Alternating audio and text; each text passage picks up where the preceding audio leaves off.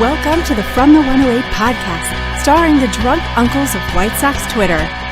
He's a Twitter-like whore, an Instagram thirst trap, and your grandma's guilty pleasure, BeefLoaf. A West Coast attitude in a decidedly Midwest body, MySoxSummer. And your host, he's sharing obscure music thoughts to give you time to hit the bathroom, Chorizy-E.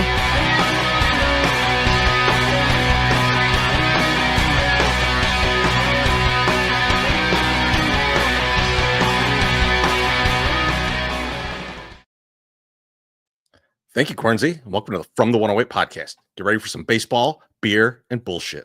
And remember the drinking rules. If BeefLoaf says allegedly, or that he manifested that, you drink. If MySoxSummer talks about the gym or tells us he simply did not have time, which he surely will today, you drink. And if I talk music or Star Wars, you drink. And of course, you can make all of us drink for $1.08 or more. More, please. But speaking of drinking, fellas, what are you drinking? And are you on the quest? BeefLoaf, what are you drinking? I am not on the quest. Today was a nice warm day at the ballpark. Yes. And it's a perfect day to be drinking a little Sauvignon Blanc. So one of my favorite producers of any wine, Turley, I've realized I had an old Sauvignon that I've been hanging on to for a little bit. So I figured nice and crisp, and it's good to get the conversation flowing. The wine, the wine makes me emotional, Chorizy, but it also gets the conversation flowing. You were emotional last night. We were supposed to go to Black Crowes last night. Yeah, it was downpour out there when we was at Ravinia, so we had all this wine, and nowhere to go. You know where you go? You go to Chorizy. Wine, cheese. Cheese. Did you have a charcuterie board? Have a little gabagool. Watched a shitload of concerts. We watched a Black Crowes concert from 1992. Man, nice. Probably much better. Chris Robinson was a hot young lady in 1992. Yes, you're not kidding. That's absolutely true. He was looking good. And they played for like an hour 45. You know why? Cocaine. Yeah. But yeah, it was a fun night. You didn't get as physically emotional as I thought you would with how much wine you ingested, but it was a great time. MySoxSummer, what are you drinking tonight? I am also not questing because apparently Old Milwaukee is just really hard to find. You remember remember when like Three Floyds was like hard to get? Like, oh man, I need to get that zombie dust. I can get zombie dust everywhere now. Now I cannot find Old Milwaukee to save my life. We should do a bet. Like whoever of us finds it first, like wins something. There was like people $6,000 or something. People came up today to us, and they came from up in northern Wisconsin, or from Wisconsin down, and then came from southern Illinois up, and they said, we were looking for Old Milwaukee to bring to you because we know you can't find it. And I was like, Jesus Christ, our fans are awesome. Like, that's just crazy. The 108 crowd is the best. Everyone knows that. Literally, oh, dude, I was trying to pick up a 12 or Old Mill because I know you can't find it, and I need you to drink this. And I was like, there's not a lot of fans, and that's why we have our own bobblehead. Honestly, that's we've reached across the aisle, and we have brought people over into our alcoholism. Chorizy, I'm drinking. I'm drinking. I want to hear what you're drinking. Okay. We don't want to say 20-minute story. Never told us what he drank. Well, I was thinking it was a good story, Loaf. We should do who's ever able to track it down gets like a couple free buckets or something. At you know. Yeah. No. Oh yeah. I love that. Love that. So let me. You guys in? Let me tell you guys in for that. I'm in. Okay. Book it, baby. Book it. Maybe. Now it's only twisted teas though. Only $5 a piece. I can't. No, you can't cheap out on that. If they go the extra mile and get it for us, we get them what they want. We'll get them exactly what you want. So our guy Gabriel has tipped $2 to tell the funny beer story. I will tell this funny beer story, and then Chorizy, you can tell us if requesting. Well, here's the request. You can put cheers. Bless you, Gabriel. Thank you, my friend. So you were on one today, kid. I'll tell you that. You were on one at the ballpark, my friend. Like, I have never seen Gabriel more happy at a baseball game ever. Like 2 games in a row, he's just going nuts. He apparently had slammed a bunch of Jolt Colas before he came in because he was caffeinated to the extremes, and he was just doing it. Now, he had some fans come down. This is something that we've always talked about. Gabriel is probably the most famous person that sits in our section. Absolutely. Loaf, you're a very close second. Yeah, but I'm not in the level that Gabriel is. No, I would agree 100% with you. Yeah. But I will say this: after your green tits pictures, I know you're gonna get a lot more fans coming down to see them. Here's the thing: it's not certain whether that's a legit picture or it's been photoshopped or some way adjusted legit. That it might not be real. Okay, I'm not 100% sure about it. Give my friend Tits app that was not used in that. But anyway. I don't trust Nelson. Okay, that would be a good app. I do not trust Nelson, and he's been on it because I've been fucking with him a lot this year, right? I got him in trouble with the Lawrence Holmes tweet and everything. I've been giving him some shit, and he got you back. His today. Level of excitement. He said, "Beef, hurry up and post the class pick. Do it." And I was like, holy shit, this is bad. Whatever he took of me is really bad. And then the second I saw it, very bad. Yes, not good at all. He showed me the picture after he got back from the bathroom with it, and he was like, this is a good picture. It's a good. So anyway, there's 4 gentlemen came down today after you guys had left during the second game to meet Gabriel. And one of them, they were just high-fiving, fist bumping. They're having a great old time taking pictures. And they're like, one of the guy goes, Gabriel, remember I told you if I came down, I was going to bring you a beer. So they brought him a tall boy, High Life. And so I don't know. Unopened? Yeah, unopened. So okay, I don't know if we don't want him rookie. Is like standing there and just shaking, and he's just so excited. The beer is going crazy. I don't know what's going on. But after the guys leave and they've taken 17 pictures, like he goes to open it. It's like Stone Cold Steve Austin over there. There's like this foam shooting everywhere, all over Gabe, and like he's this guy going, and he's like, he's laughing. I have never heard Gabriel laugh like this in my life. It was like cackling. MSS, was anyone in proximity for the foam that flew off? So it was all just him. It was just all Gabe. Gabe was celebrating a championship by himself. Okay. The only bad part is it was in Chorizy-E seat, but that's okay. That's okay. It's fine. I won't be there for like it's gonna be cleaned out. Clean it up. So it's fine. But yeah, no, that was just it was really funny. And like he was just, he enjoyed it, and then he was like, I'm Stone Cold Steve Austin, and was like, yeah, you are. And then I said, you need to get over there and take a shower again, because he took a shower in between the 2 games in the Comiskey shower, and I told Brewhan Luke that he needed to go film it for him, and he refused. But Chorizo, what are you drinking, and are you questing today? Did you find Old Milwaukee? Ladies and gentlemen, we got him. Yes! Oh, yeah. You did it. You guys owe me some buckets. That's why he did to that. lock it in. Yeah. What a He dick. scammed us. He scammed us right at the start of the show, MSS. What a piece of shit. You don't owe me shit. I just wanted that locked in for the surprise. Well, you're only getting twisted. You son of a motherfucker. I will say, yeah, it's a lot. It's in the Stroh's vein. It's more in the Stroh's vein than in the Hams. I think Hams, out of these that we've had, Hams is top tier. I think Schlitz is maybe next, and then you got Old Milwaukee and Stroh's are down a little bit. But you know what's funny? I fucking had this delivered because you can't find it. I know where to get it now. I know where to get it now. And MSS, me and you are going to start going to this liquor store. So it's actually by where I used to practice back in the day. So like Grand and Western, that big ass liquor store on like Grand and Western. I think it's called Grand and Western Liquors. They had it. It's very, very conveniently named. Yeah. They had it. And then they also had just tons.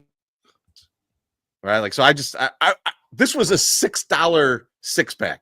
So I was like, I can't just have a guy drive this halfway across the city to me for $6. So I was like, I'll get a bottle of Benchmark in here too. Nice. So that they had Benchmark the bonded, too, the bonded, but yeah. So I was like, but yeah, I almost MSS what I really wanted to do, but I didn't want to spend this much money. I was gonna do a 6-pack of Old Milwaukee for $6 and a $270 bottle of Stag. Oh, that's a legit order right there. That would have been special, but I know that they would have been like, oh, they didn't have Stag, so we brought you just all Old Milwaukee, $300 worth of Old Milwaukee. That's amazing. Man. So when I was in college, I actually went to college, and our freshman year, one of our friends, Tudge, he had a fake ID. Was the guy's his name was Tudge. Okay. Yeah, his initials were TUG. His name was actually Tim, and his last name was like Gugliotta. And but we called him Tudge. Well, I don't know what his last name was. It's something with a G. But he Tom Gugliotta. Just made up a last name. Whatever. I don't care. It was Fuck that guy. It was very Italian. He's a nice guy. Anyway, he was working in a machine shop and also going to the college. But they gave him money, and he was living in the dorms with us. And he had this fake. But he would go get go get booze for us. But it was always beer was always Old Milwaukee. There was cases. We drank so much Red Label Old Milwaukee when we were in college. It was insane. But like he ended up getting popped.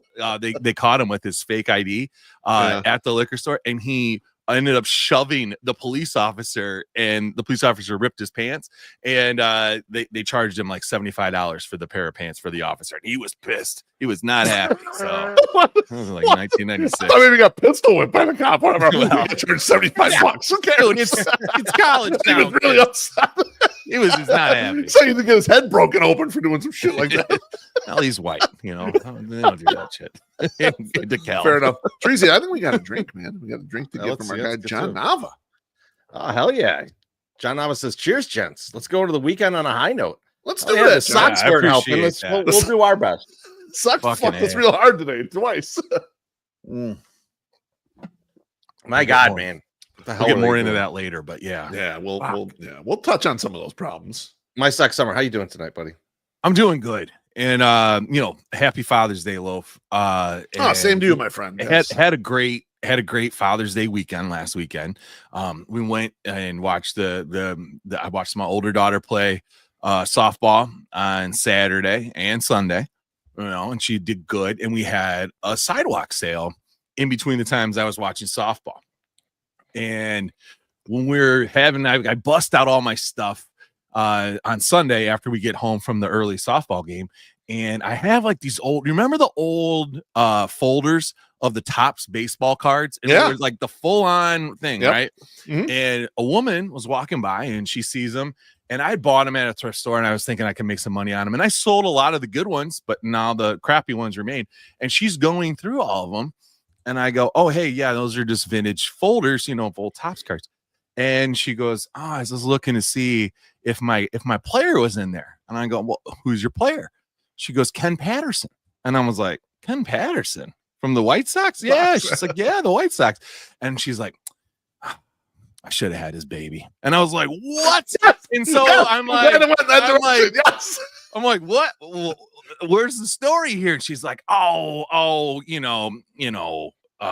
we used to hook up, but he was married and blah, blah, blah. And I was like, what the fuck? And then I'm like, this is great. This is great story. And like, Loaf, I know you like the older women too. And she still has her fastball, and I understand why Ken was probably putting it to her and was like risking his marriage. But like, I was just like, this is insane. This is the most insane story to hear on the Lord's Day, also Father's Day.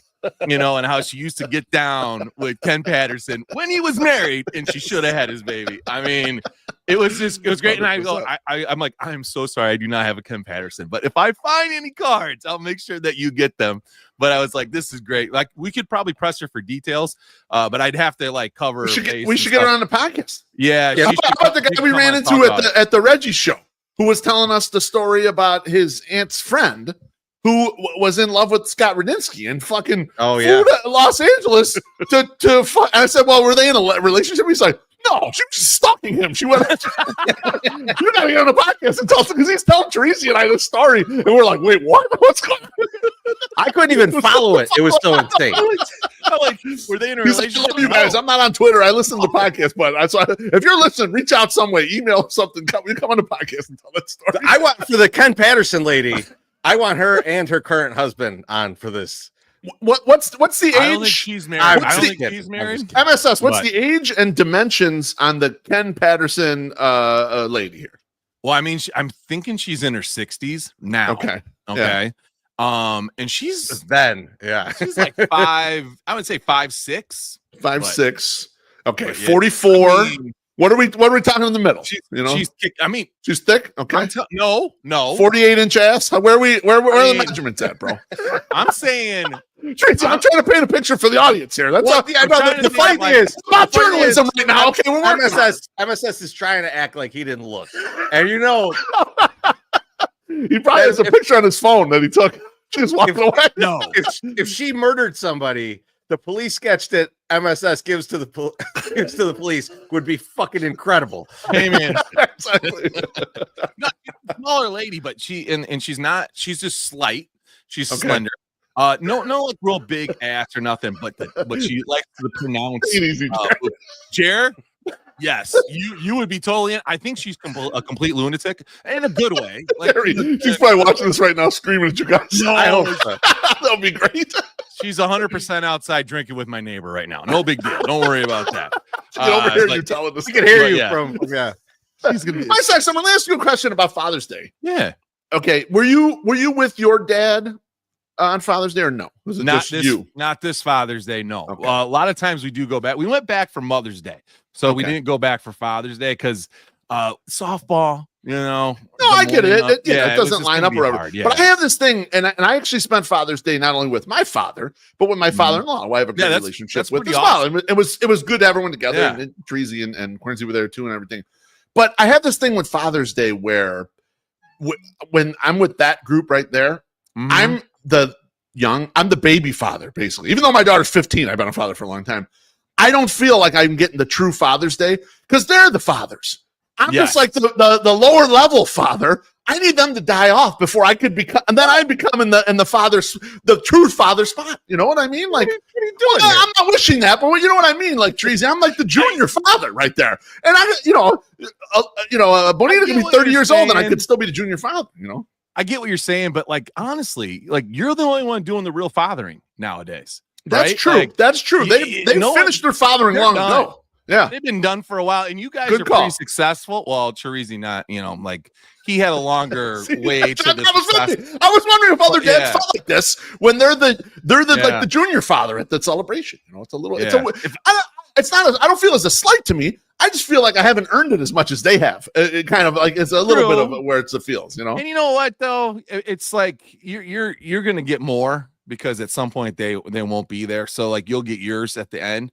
But Yeah. like hopefully you'll reverse it so then like when get yours there's at the another end, father Beef. if there's Don't another worry. father that enters your life at some point, and you're like, I'm gonna give him the props. I'm gonna let him have the props. Yeah, no, that's a good call. I like that. Or not. Maybe not. I don't know. Who knows? Maybe you won't. Maybe you'll just be a big dick about it and be like, it's all about me, Sal. Yeah, all about me and my floppy tits. Well, they were nice tits. They were nice tits, dude. I can't believe I had that much nipple in that picture. That's why it looked fake. It's I was that not shirt. nipping out. It was warm out there. What the I'm telling fuck? you, it's that shirt, dude. That shirt, I cannot wear that shirt because it makes you look like you got tits, and you showed us why. It's a little like tight. I do It's a like tight that you fit. told Chorizy and I, you're like, I felt fine leaving the house, but now that I've had 2 beers and a sandwich, I don't feel fine.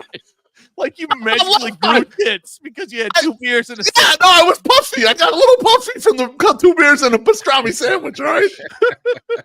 You didn't even have my back on that either. You're like, the other big fat guy's like, oh, he's full of shit. Motherfucker. Fuck you, man. I tried to have your back and I put you in the middle in our archival picture, and then you talk shit about me about it. You're like, oh, you said I was fat, so I had to be in the middle. I was like, I was trying to help you You out. told me, yeah. I was trying to help you out just because I'm a little bit skinnier than you right now. JT was there. He said it wasn't even cold. Exactly. That's why it might be Photoshopped. JT, you were there. You were there. You can tell me if you think the picture's Photoshopped or did my tits really look like that. And Barry says, who has better tits, BeefLoaf or Ken Patterson side piece? Side piece. Wow. For sure. just Barry. For sure. It's pretty impressive. All right, we got one from Nathan Chiba. Gives us a drink. He says, "I was both appalled and weirdly aroused." Cheers, Nathan.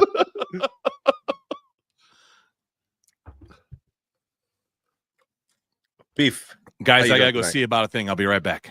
All right, go take care of that. Lovely. Chorizy, I'm glad it's just you and I for this because I gotta ask you a question. My bullshit meter went blaring like a motherfucker when I saw this tweet. And I'm gonna put a tweet up on the board here. And it is from Maddie Spagnola. And her tweet says, my whole college career, I don't recall taking a single charge. Today at pickup game, I decided to take a charge against a 6 foot, 200-pound man. I think I'm concussed. Help. Okay. Here's the thing. Matty Spagnola, the 2024 108 tourney champion. It is very well known Matty Spagnola played basketball through college. Okay. So this would require her to have played a lot of ball between, I don't know, let's say 6 or 7 years old and whatever age she is now playing in a rec pickup league. Okay. Chorizy. That means she would have played infinite amounts of summer basketball. The number one rule in summer basketball is you never take a charge. There's no charges in goddamn summer league. There's most definitely no fucking charges in a maniac rec league. Pickup game, right? So is this tweet completely full of shit engagement farming? Do we have Shy Sox fan Maddie here now just putting bullshit out there at us? Because I looked at this and thought no one who played ball as long as she did, we played ball almost as long, Chorizy, would do this. Am I right?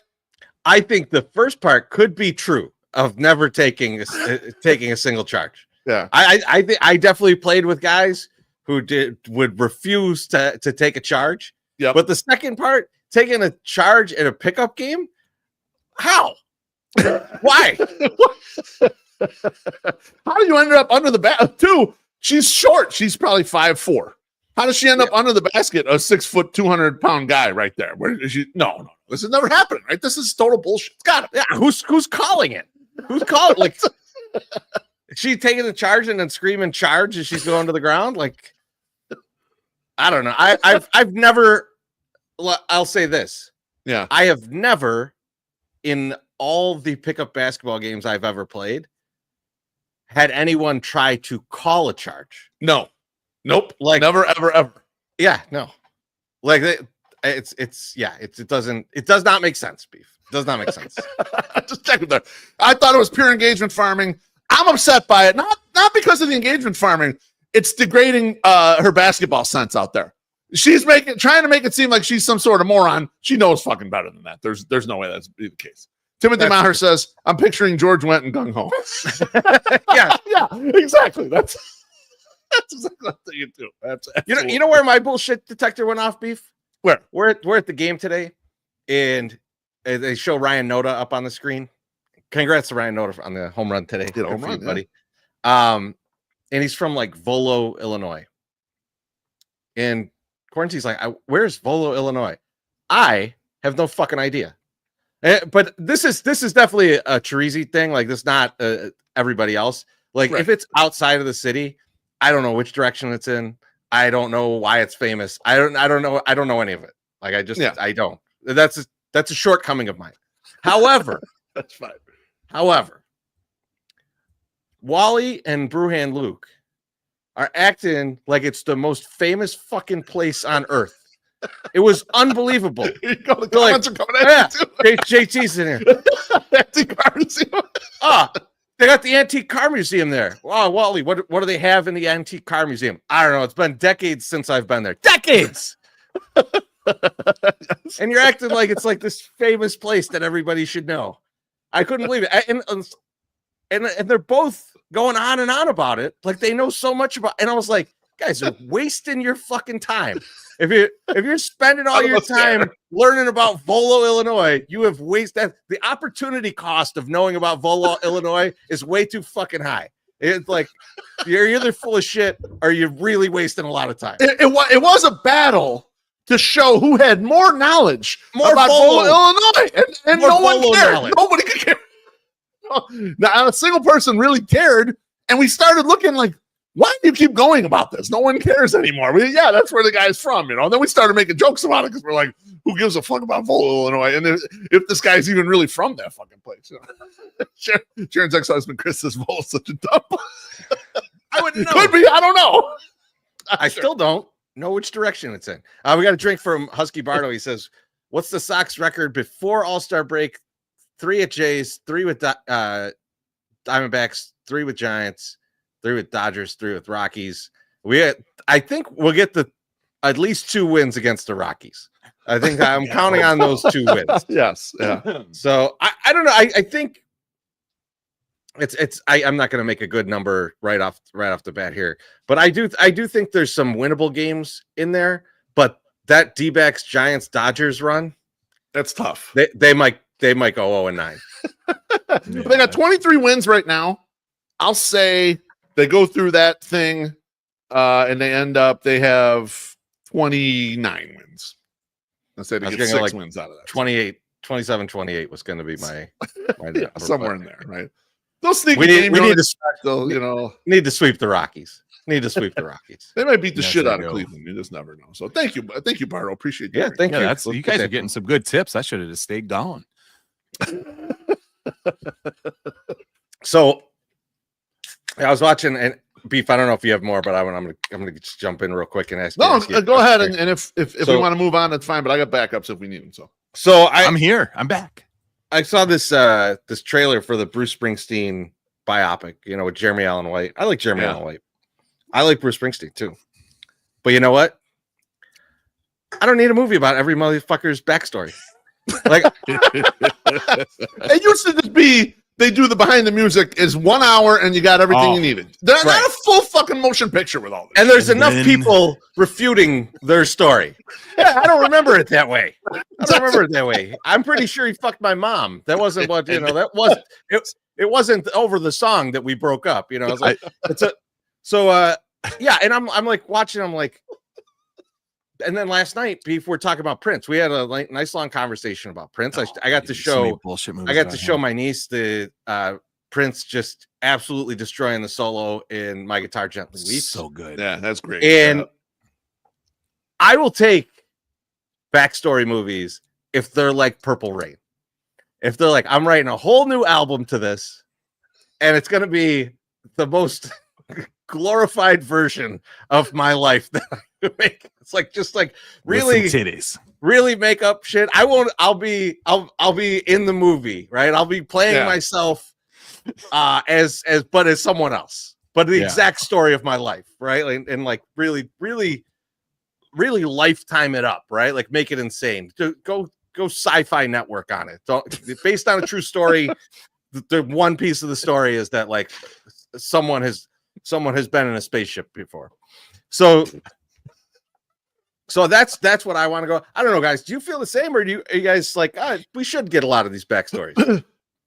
You want to go first, Loaf? Yeah, I agree with your premise, Chorizy. I don't think you need most of them. You don't need that much color on the backstory, and especially as the artists, as the years go on, because we're getting a lot of the stories in social media. And if you want to do that, how about this? A book.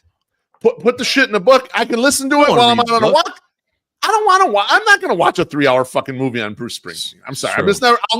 I agree with you. I like the actor, and I will never watch that, not one time. But if it was a behind the music and it was going to be 60 minutes like the old behind the music used to be, those were awesome. Those were, you get right into the shit, and yeah. So I don't need it. I don't. Although at least it is something different, Chorizy. At least they're not doing the 15,000th remake of some other movie that was already made and was good 30 years ago. So in a way, it's a fresh idea, but I'm just not that, like most of them, I'm just not into it. And their stories aren't really that interesting to begin with a lot of the times. They're like, I want to hear about Motley Crue and all the fucked up things they did, but there's not always like a good story around it. It's just like, yeah, you were poor and you were a dumbass and you wrote a great song and then you went on tour and then you fucked a lot. I mean, I don't know. Do I need to hear that story a bunch of times?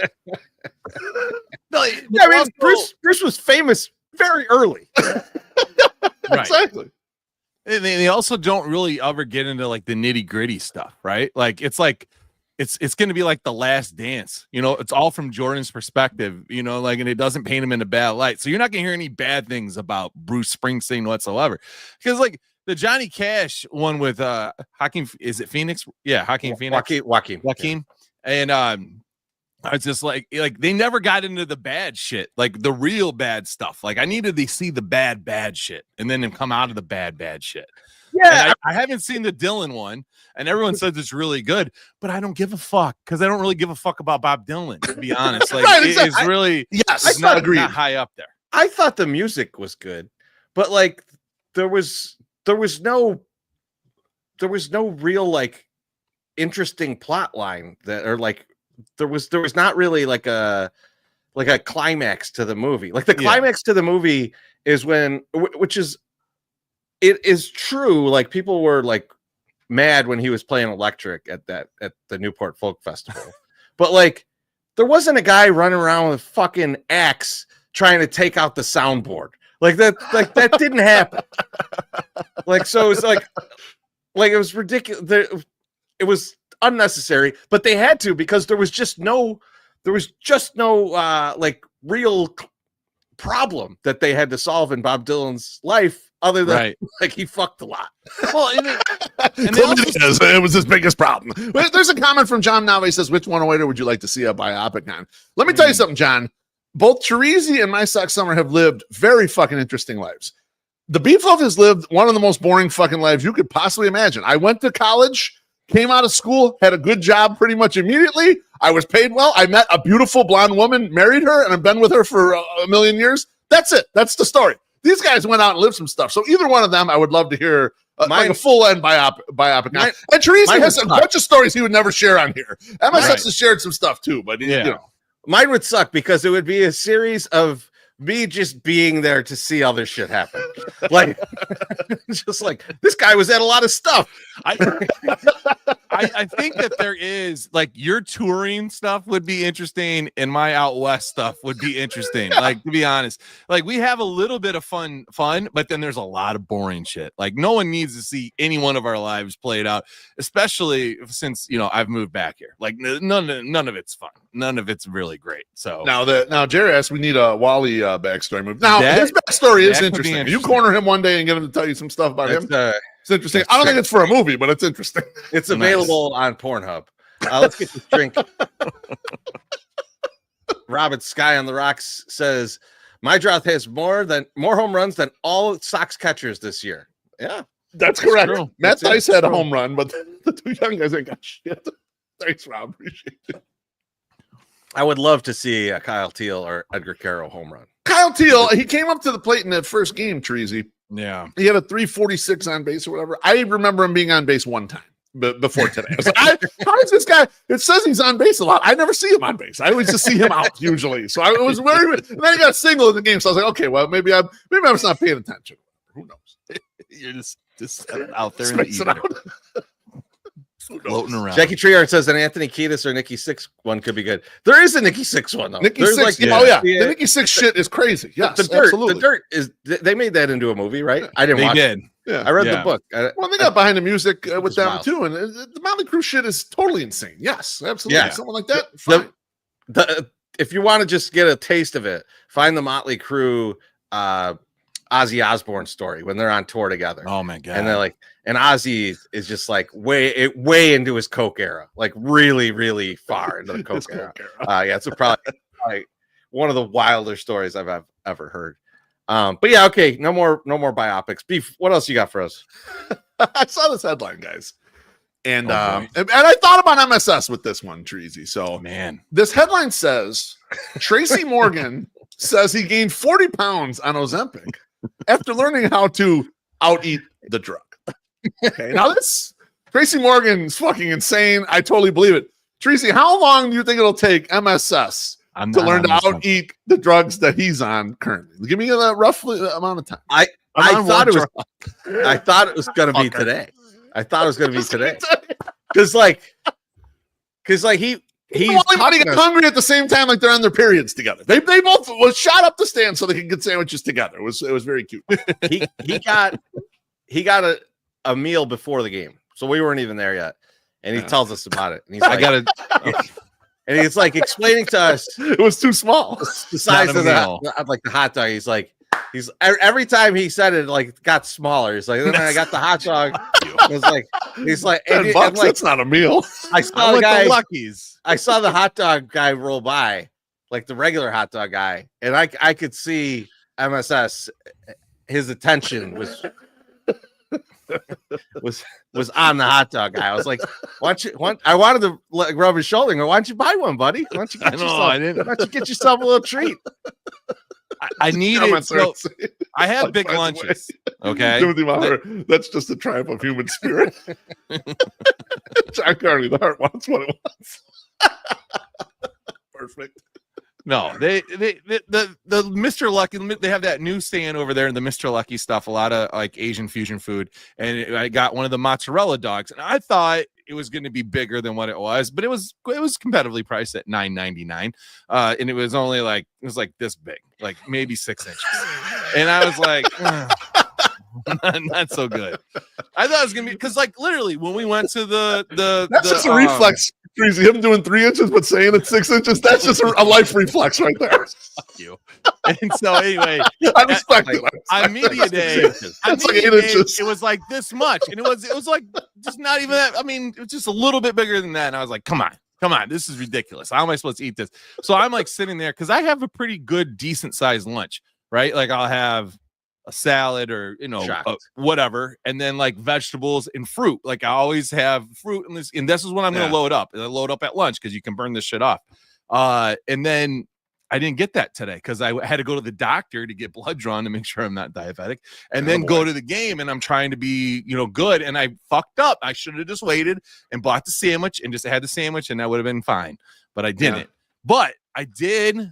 Because our guy Tony downstairs came up and brought us brought us all food. You guys to go food, and then gave me. I'm gonna eat those tenders after the show. So fucking great, like beef sandwich that he makes me all the time. He knows how to make this beef sandwich.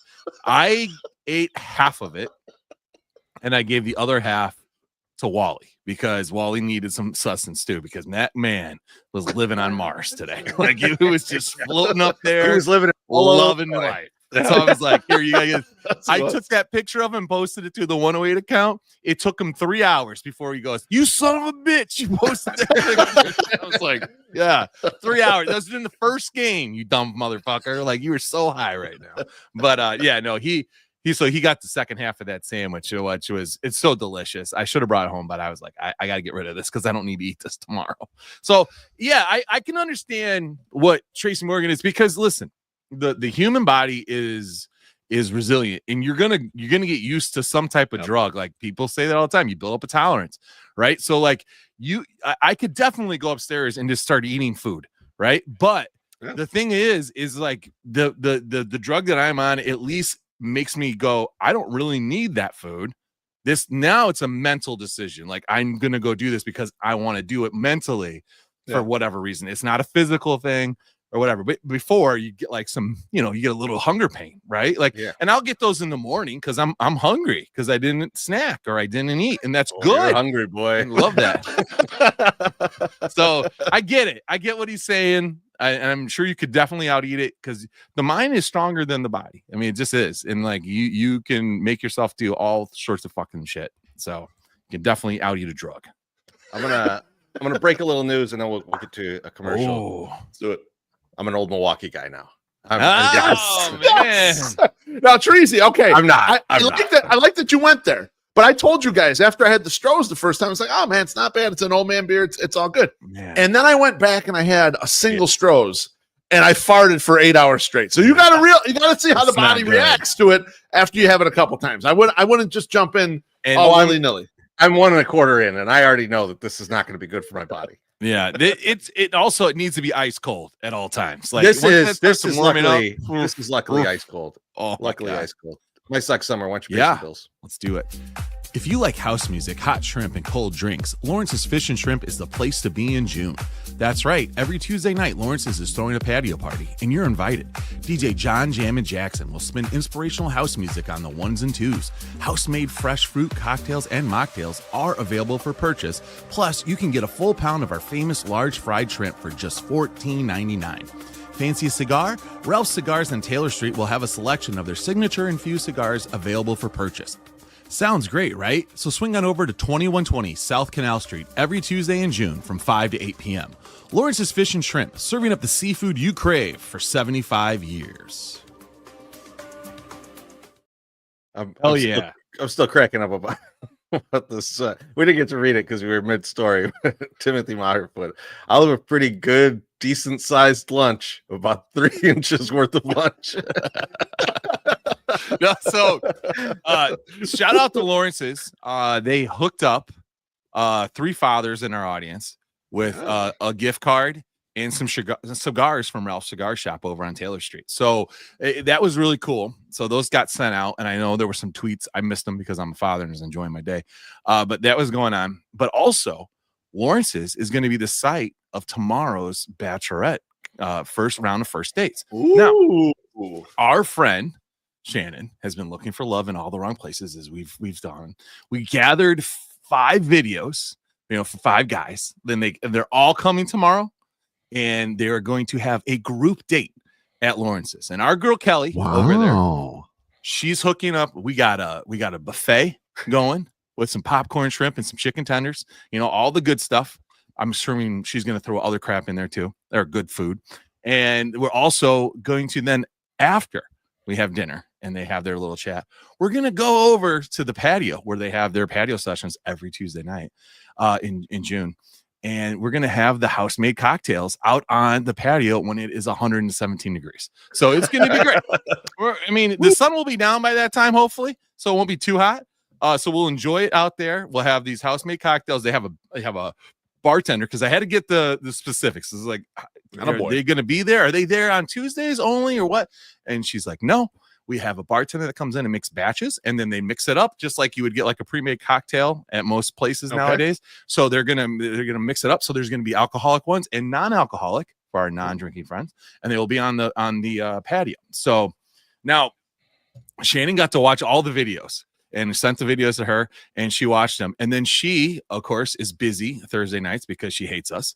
But no, she has some dance competition, and her team are working hard to win some awards. So we can't have her live on the show, but she is lovely, and she always records the video for us.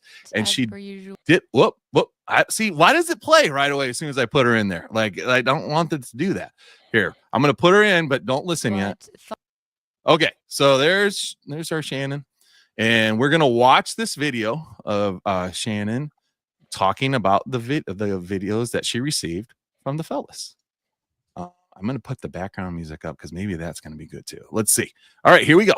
Hello again. It's me. Not present as per usual, but thought as this is all a little bit of entertainment for the people.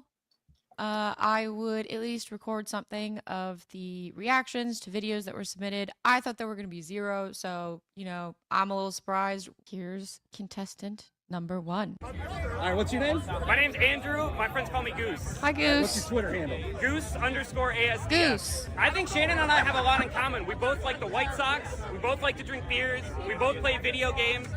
We like to have a good time. Those are quite go-to video game? Mine, common things. lately, Guilty Gear, Street Fighter. I know she plays Team Fight Tactics. I think we can make it work. I don't know. All right, what's your order from Lawrence's?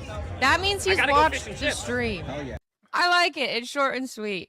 Simple. Who's next? Here, this is a celebrity, okay? Celebrity. Very, very on top of his memes. Let me know when it starts. Here we It go. started. Here we go. What's your name? Brendan, or Nigerian Prince. Hi, Nigerian Prince, Brendan. that's- And a Why shot should someone go on a necklace. date with you? What do you? He's having a good what do time you at the bring to the tailgate. table? I guess strengths, meme game on the interwebs. So if you enjoy the 108 tourney, We already know each there's other. Some laughs that could be had. Occasionally, I'm funny.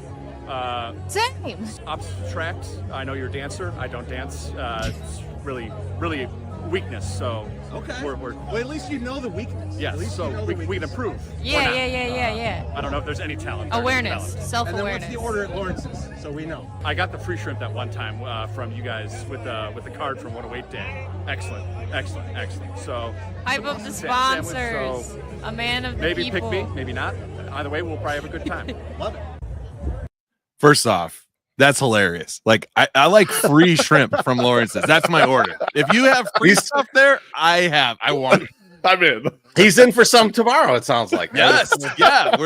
Everything's going to be on the house. We've offered to pay, and we'll see if they let us pay a little bit, which would be nice. But yeah, we're going to have that. So we're going to keep going with next contestant here.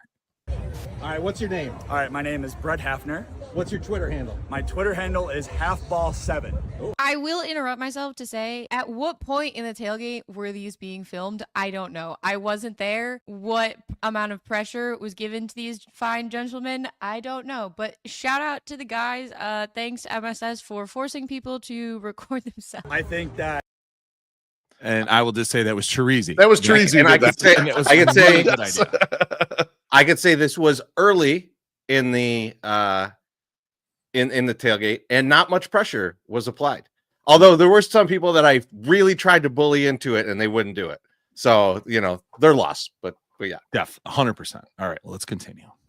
As an educated man with a master's degree, I think that I could bring a lot of maturity and honesty and empathy to dating. Wow. We share a love of baseball, of being active. We love cats. We each have our own. And I think that there's a lot of things that could make us a great couple together. I would be honored to have the opportunity Weird to get way to to go on a phrase date it, with but you. yeah. And I look forward to seeing what happens next. All right, one last question. What's your order at Lawrence's? I got to try a bucket of shrimp there one time, There we go. and it was delicious. All right, I love it. Yeah. Yeah. I come from a big Irish family, so I'm living by Irish. myself is fun for the independence part of it. I love living by myself. But It's you know, amazing. I was like, okay, if people are trying to bring together White Sox Twitter people, why not? Yeah, bring together the I like the game community. as well. Like, pull out a loan to buy the new Switch and the new Mario Kart because games are just I'm getting interested. more and more expensive. So This is a dual good- income could be. This is a good proposition. Okay, I am not paying what is it, $600-800 for a Switch on my own. Yeah. I have hair, by the way, even though I wear hats like a lot. Photos on Hinge, where like every photo has a hat on, and you're like, do you have hair? Do you not? I don't know. So I appreciate that. It's funny. Not going to be there forever, but I still have it for now. I also love beer. I Beer. recorded this on Friday afternoon, so here is my first beer of the weekend. Cheers. to you. Hopefully to see you on date number 1. Hydrate, friends. I'm Hello. Noah. I'm Hi, Noah. 24. I use he, him pronouns. And Hell yeah. alloy me to tell you a little bit about myself. Why is there an Arthur calendar? I'm not hating. Was this a gift? Was it like where did this come from? So it's safe to say This I is don't funny. drive a Mercedes. But That's okay, me neither. My favorite artist of all time is George Harrison. That's actually real. That's not. It works with the bit. It's convenient, but I'm serious. If you're into astrology, I am a I'm Gemini not. Sun, Sagittarius Moon, Aries Rising. That means nothing to Putting me. that out there. You seem really cool and down I to am. earth. And, I am. and funny, and it seems like we had a lot of similar am. interests. And if you don't mind me, there's a few more puns I would like to Yes, to give rattle me the off. puns. I want bear the with me for a puns. moment. First off, I apologize for being kind of late to submitting this. I'm getting it. It's down to the wire here, so please don't scold me for that. No but I scolding. think I can I'm make actually up really for it enjoying the dad because jokes. If you wanna have a good time, I'm your guy. That's So actually a pretty good I'm one. hoping that you will call May because I would love to out with you sometime soon. Sorry, that was a brutal one. No, Yeah, that's about it. loved Thanks for watching. This ended up being a little bit longer than I anticipated it to be. Thank you so much for submitting clips. I will see you on dates. And yeah, thanks for watching. Okay, bye. So that's our girl Shannon. And if you don't watch this on YouTube, okay, you should watch it because you can see some of the videos. The last guy, Noah, is shooting the video from low and then is holding up jerseys of White Sox players and then making puns with their names. Yeah. So it makes more sense with the visual component. But yeah, like first of all these guys, thank you very much for submitting these things. I know it's not easy to do this. And then I've met we met Billy, the next to last guy that has hair that he's might not have Danny, forever. Danny, it's not yeah. Billy. He my bad. Irish guy. Irish guy. Close enough. Anyway, we met him. And he seemed really cool too. So I liked when she reacted to his video really well. I was like, good. Like his personality is coming across because he seemed like a nice guy and everything. So tomorrow, we're gonna have the dates over at Lawrence's Fish and Shrimp. So yeah, we're gonna do that, and then we're gonna see where that goes, and then we'll let you know how that ends and what we're gonna do next Tuesday. So yeah, it was overall, I thought it was pretty successful. for our first time at trying to get, people hooked up on here. I was prepared if things did not go well and she decided she didn't want to do anything, that I was going to retire from giving dating advice and trying to hook people up. But since I am doing a good job, too bad. It's too bad. It's happening. It's going to continue. I'm glad you're not retiring. I told you at the game today, I was so happy you are not retiring MSS. I need this part of you in my life. That's why. I actually, when it went as well as it did with the videos, I was like, man, maybe we should start a 108 dating app. Yeah. But I think now that we came up with the idea earlier in this of the app to put tits on your friends, I think one, that's way easier to develop, and two, we have a market for that. We have a strong market for that. Nelson's already stolen it from us. He's already stolen all the things from us there. I love the videos.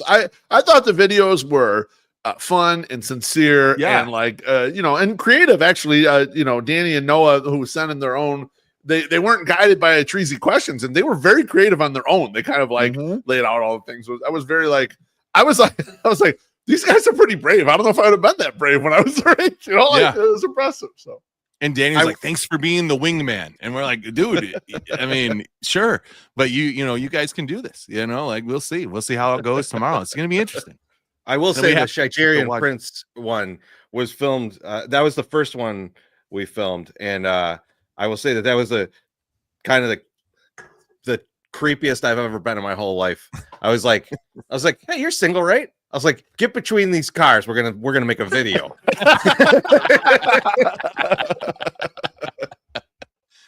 Well, do you guys have anything else to say?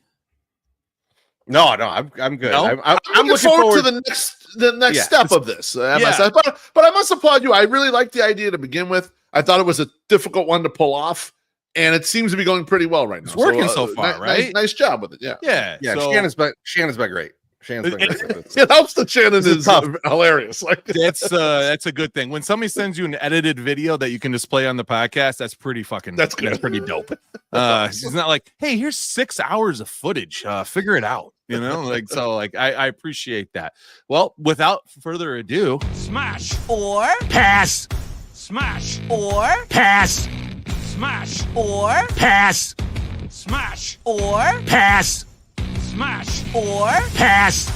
Smash or pass. I believe Slim Mick just crashed into someone to a rolling stop sign after he heard that song. He's like, oh, fucking great. He's listening to it Friday morning and he got into an accident. Did it make him sneeze? Because we know when he sneezes, he'll just run people over. That's right. And then he'll get out of the car and tell them, you're all right. I'm all right. You're right. You're right. Get out of here. Maybe you should take some Benadryl. This is not a true story. This is not a true story. We just made that up. Totally right off that we're brothers. That's why we are so connected on knowing all the parts of it. So tonight we're gonna play Smash or Pass, and it's what I selected.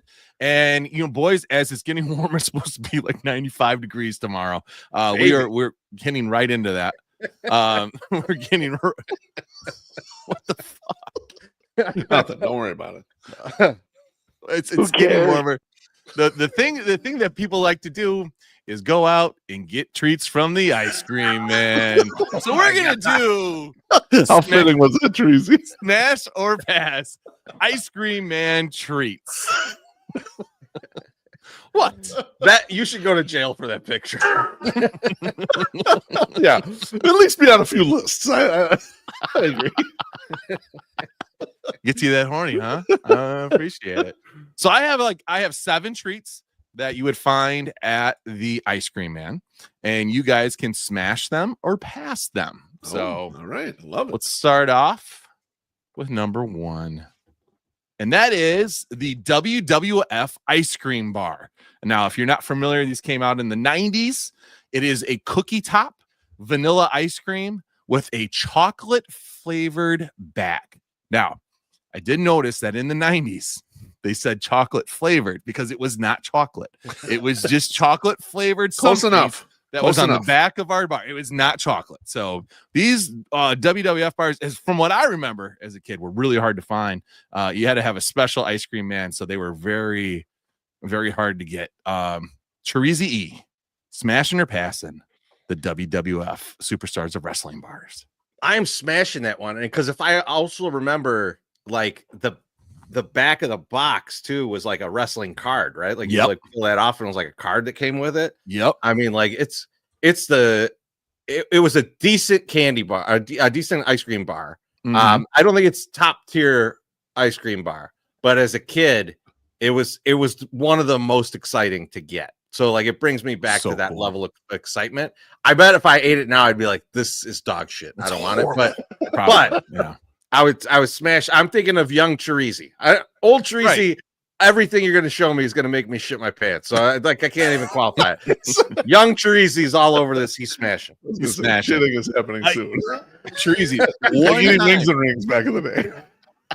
One time, the stupid ice cream man came by my house as a child, and he had these. And I don't remember who the wrestler was that I got, but I have the card still, and it was Miss Elizabeth. So I have kept that. How much all is that these worth? years.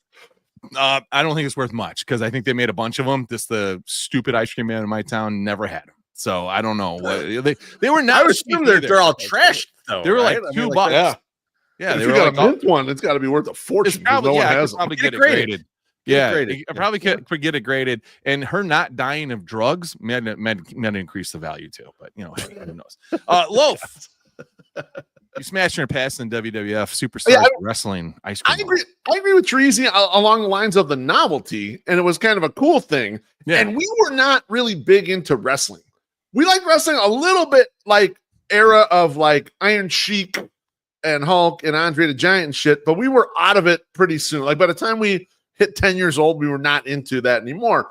But the bars were cool, and it was like, okay, this is like ice cream sandwich on a stick. And ice cream sandwiches are delicious. Yeah, but they're not cool to eat. But if you got it on the stick, it's much cooler to eat the ice cream sandwich that way. And so, Bam those Bam are Bigelow's on that motherfucker. Easy smash, baby. Cool. Easy winner. So all right, that was the easiest one of all of them. I'll tell you that right now. That was no. Number 2's not in here. Shit. All right, I'm gonna go to number 3, and then we're gonna go to number 2 after that. All right, sounds good. I did this at number 3. It's the 2-ball screwball. It's a screwball popsicle. It's a cherry flavored slushed ice with a gumball, or in this case, 2 gumballs at the bottom. BeefLoaf. You smashing or passing the 2-ball screwball? You know what? I'm gonna pass on the 2-ball screwball. I was not much for any of the like the fruit flavored type things. I wanted ice cream. Like actually, Chorizy and I would generally prefer the ice cream truck that had the soft serve as opposed to the ice cream bars out of the truck. Like I think that was generally how he and I went with the stuff. And also, there's nothing that fun about this. It's just a fucking cup of cherry icy, basically. And it's like, if I want to get an icy, I'll go to fucking Venture and get a gigantic Coke icy, you know, and then that's fun. Well, I'm not getting this little shit out of the ice cream. I was going to say, get in your DeLorean and go back to the Venture. Well, when I was eating out of the ice cream truck, Venture existed, all right? when we were kids, you were eating out the ice cream truck? What? Hey, calm down. Calm down. We didn't have a lot of money. Now you're fantasizing about this? Come on. We didn't have a lot of money. We did what we had to do to get some ice cream. Lick my tailpipe. That screwball. I'll give you a screwball. Thing that I don't like about that screwball. Yeah. Fucking impossible to eat. Yeah. Like just the worst design. This is the martini glass of ice cream. Like how am I eating that? That's not good. I'm a kid in the middle of the street. What, I carry around a spoon? The comments love talk about Venture. Timothy Myers says, I'm going to Zayre's, then I'm going to Service Merchandise to go to ice cream. But we had a Venture. This is real life, motherfucker, when I'm 9 years old. The other thing too, though, Beef, is we grew up in a Mexican neighborhood. We were in Bridgeport, but we were on the Mexican side. Yeah, exactly. It's like every 8 feet, there's someone with the ice, like the ice cone thing, you know? Like that's right. So why would I get the screwball? Because of the gum? Because of the disgusting gum at the bottom? Right. No. It was definitely horrible at that time you got there. So you guys are both passing. That's it. Yeah. Let's get a couple drinks. Sure. We're behind on drinks. Trey Williams says, happy birthday to the Beef. Sox making me sad again lately. Yeah. Cheers, man. They're making Trey, well, thanks for the birthday wish. And We'll I'm talk sad. about The Sox are making me sad as well. They need to pull off a couple of these wins. They're playing well enough for it. Yeah. Yep. And then Jay Zell says, We need more tips like this. Imagine Benetti smashing a 2-ball screwball right before leaning over and giving Chorizy a good night kiss. I think I'm starting to figure out who Jay Zell is, by the way. I'm getting closer now. Cheers. Cheers. That's good. That's very good. A good night kiss. I envision it being a peck in the cheek. Like mafia style. Like a little, one of those ones. And then he licks your earlobe. Well, he's got to make it weird. It is All what right. it is. Number 3, which was actually number 2, but it's number 3. You'll remember this one because it has a very distinct look, and that is the Fat Frog. It's vanilla ice cream, chocolate flavored coated back with a gumball eye. So there's chewy gumball eyes, deliciously sweet flavored, which is, some of them said melon, but it was actually just vanilla ice cream, and a friendly frog shape. It is the Fat Frog. Chorizo, you smashing or passing the Fat Frog? I'm gonna tell you what lesson this taught me as a child. So when you go to a restaurant now and you get something, you get your entree and like someone gets theirs, and you have that envy, that order envy when you see their entree, you're like, oh man, I should have got that shit. Everyone who got the Fat Frog experienced that for the first time. They got the Fat Frog and they're like, ooh, it's a frog. This is cool. And then they start eating it, and everybody else is having a more delicious treat than them. And they're like, I fucked up. I have order envy. I fucked this up. I'm never going back to this again. I'm passing on the Fat Frog. Passing on the Fat Frog. Loaf, you passing or smashing? I am smashing the Fat Frog. And here's why. Because I don't not normally into these types of things. But the look of the Fat Frog, Chorizy was kind of on the right path there. But where he's wrong is the Fat Frog was like decent enough where you told yourself this was really good because of how cool it looked, even though you knew it was mediocre. Like it was like there's like 5 other bars that are better than this one, but because it looked awesome, you're like, I'm getting that fucking awesome frog again, even though it wasn't the best thing on there. So I'm with Barry. Every time Barry says every time I had one of those, the frog always looked like it was high as fuck. Of course it did. The frog, the shit was not now they have machines that print these things out beautifully. These things looked awful. Fucking terrible. And those, the comments are getting a little out of line right now. JT says, was that Beef's cosplay today with the green shirt? No, it wasn't, goddammit. How dare you? He didn't know about this, I don't think, unless he went through and looked at the pictures before the show. But I did that. No. I did like you changed your name from Big Fat Green Tit to Big Fat Frog. Well, I was the one to put the big green tits. I told him I would do it if he didn't do it himself. It happened. That was good. That was really good. Says, I didn't realize they advertised it as friendly frog shaped. Yes. So, because I remember friendly. That's why I was drawn in by it. They fooled me with marketing. Every once in a while too, like no one's buying the horny toad shape. No kids are buying the horny toad shape. Oh, it gets you fucked up. You lick this frog. The gumball eyes always seem to kind of disintegrate though, like the candy or the sugar coating. The gum in any of these running red, and it's just like, what the fuck? The gum in any of these things is not a value add. No, it's not. No, it wasn't. There was another one, but I got rid of it because it was similar to the screwball. But it was like a baseball glove with it. It had a baseball piece. Oh yeah, I remember that. I remember that thing. Yeah, but it was exactly the same as a screwball, but it was just as in popsicle form. And so I was like, it's the same fucking thing. So now this next one, number 4. Wolf, we're going to you first. All right. There's a lot of iterations of this. So there's different flavors, there's different everything. We can just encapsulate it all in one because I don't think one was better than the other. But it is the Mega Missile. Now, if you're unfamiliar with the Mega Missile was, it's basically a bomb pop, but gigantic. Like this one, the Mega Missile, this one that we were showing here has a gumball on it, but most of them did not have gumballs. It was just a huge ass popsicle. They even had banana and pudding flavored Mega Missiles back when Bill Cosby, the serial rapist, was promoting pudding pops. I'm sure they were like, we got to capitalize on this somehow. But yeah, just a huge ass popsicle called the Mega Missile. Loaf, you smashing or you passing the Mega Missile? I mean, that's a huge pass for me. I'm just not into the popsicle part of the thing anyway. I'm getting ice cream, some sort of ice cream or cookie or whatever the fuck. And that, like, they always make it red because, like, a little kid like me, I like red. But then you taste it. No one wants sour cherry. Fuck sour cherry. No one is desiring of that flavor. And so once you have it one time, you're like, I will never eat this again. I'm not ordering that one more. And so I'm way big pass. Chorizy, you smash your pass in the mega missile. Well, first of all, it being named after Mandingo ain't helping. But it's like the giant popsicle is a terrible idea. Like this is another, like, I think one of the things that I think back to when I think about these is the fact that I am still outside for like 6 more hours after this. I am just sticky as hell, covered in bees. if I get this thing, like, 100%. It's a terrible idea. It's 87 degrees at 7 p.m. when you buy this, Chorizy, and it's dripping immediately the second you open it.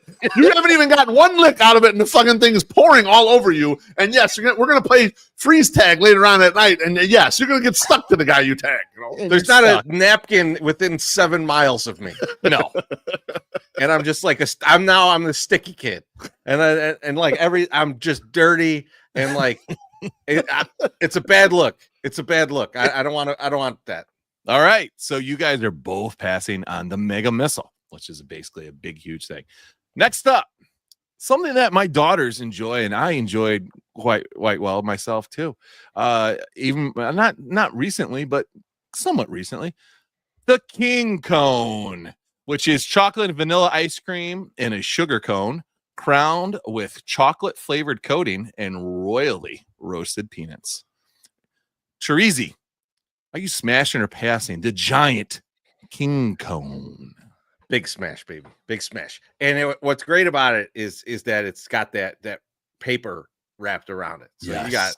you just like peel it down as you're going. Shit's good as hell.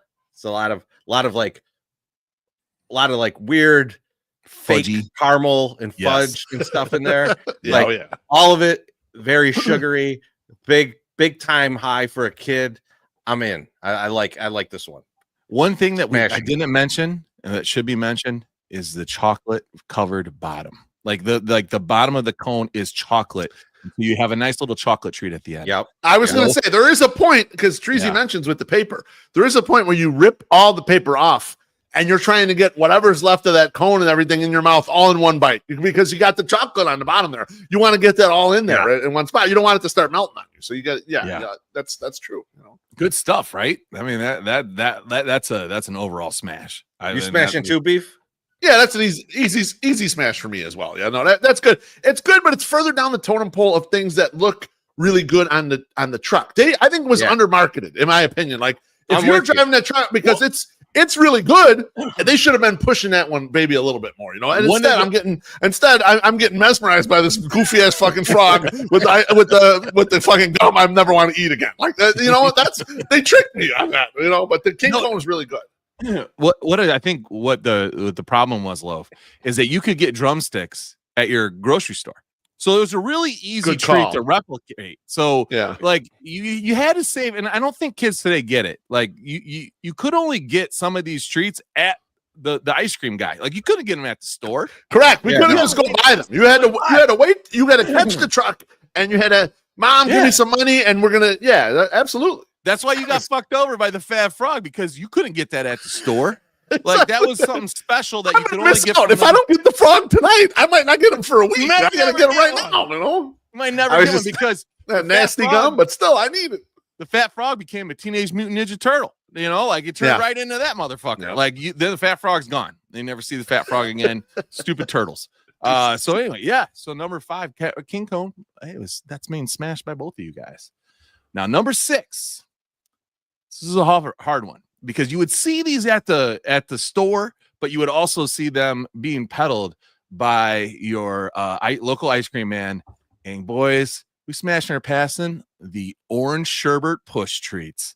And if you're unfamiliar, the younger generation, it looked like basically a cardboard tube that you would get toilet paper on, and then you would push this plastic thing up its backside, and shitty orange sherbet ice cream would come out of the top. Sure and you would eat it, and it was like, again, messy as fuck, but you know, it was something that was somewhat enjoyed by some people. Loaf, you're first. We smashed in our passion the orange sherbet push-up pops. Yeah, we're smashing this. I don't know if it's just nostalgia, and I wouldn't get it that often, but when you get it, you felt really like empowered that you got the orange thing, and it tastes pretty good actually. And you had the push-up pop there. You're not eating it conventionally. You eat it at your own goddamn pace. My pace is really fast. I'm eating the fuck out of this thing quickly. And like, well, Chorizy's got shit melting all over him. I've already eaten mine. Mine's gone. But and you know what? You got to be in the mood for the orange shit. You're not. You don't need to eat orange shit every day. Okay, you're not. You know, that's not a common ice cream food group of the orange part. Right? And then, but some days you're like, it's time. We got to get the orange. I did real good, in lob baseball game or whatever wiffle ball game we're playing in the corner. I'm going to treat myself. Get the orange shirt. Yeah, so I'll smash it. And they're also probably the cheapest thing on the menu. They weren't like real expensive. So if you didn't have a lot of money, you could get orange one. sherbet was in huge supply. I don't think it was ever hard for any of us to get, but these were good. And I'm gonna give one more reason because I'm on with beef. I like these things. I'm gonna give you one more reason though. Wow. Yeah.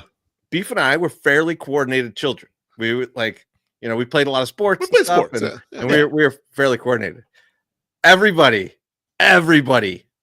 in this era had the one uncoordinated friend, and them trying to eat a push pop was fucking incredible because they would either not be able to get anything coming out of there, they'd have to like get in there, or they'd shoot that shit out of the fall on the ground, and then hilarity ensued. Like that's you're like, oh, kids are terrible. Yes. And I remember being a terrible kid and laughing at people who couldn't eat a fucking push pop. It was incredible. I loved it. It's bringing me back right now. I'm so happy. I'm smashing. The comments love it. John Carney says, looks like it's stuffed into a loaf of Wonder Bread. Yep. Timothy Maher says, with all the dignity of looking like you're squeezing a tube of cookie dough in your man. I just remember these being in my grandma's. There was a lot of dignity. I like, you're right. It was a special time for it because sometimes you're like, dude, I can't handle no orange sherbet right now. Yeah, like I can't. I need something chocolate in the right flavored. mood for the orange sherbet. Yeah, no, you had to be in the right mood to get it. But sometimes they had the creamy, like the orange creamsicle. Yeah, ones. Those were actually pretty good. Yeah, like I liked orange creamsicle. That was pretty good. Yeah, that was good. I agree. So, all right. Last one, number 7.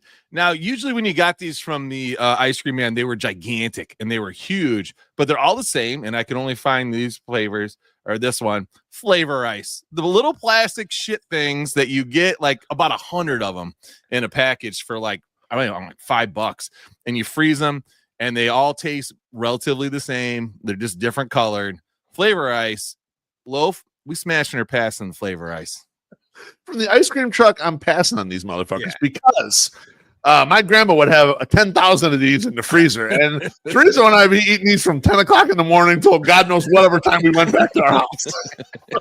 Every flavor, all this shit. This was like the summer treat right here. And when we was kids, this is how you hydrated. You fucking ate this sugar thing with the ice, and that's how you stayed good. And you played ball all day, basketball, baseball, whatever the fuck you're playing. So I love these things, but there's 0% chance I'm spending any money on them because I'm getting it for free from grandma. No one would buy these from the ice cream truck. It's a huge pass on the ice cream truck. Everybody had them because your parents had the difficult decision when they go to the store. They could buy the like $6 box of fancy ice cream treats that comes with 3 of them in there, or they could buy 40,000 flavor ice for $6. Finglesworth says those all tasted like the plastic they were in. Yes. And we loved it anyway. Doesn't matter. We still enjoyed it. Delicious plastic. Now, I also would not get that. That would not be my go-to, right? Not at all. Not even close.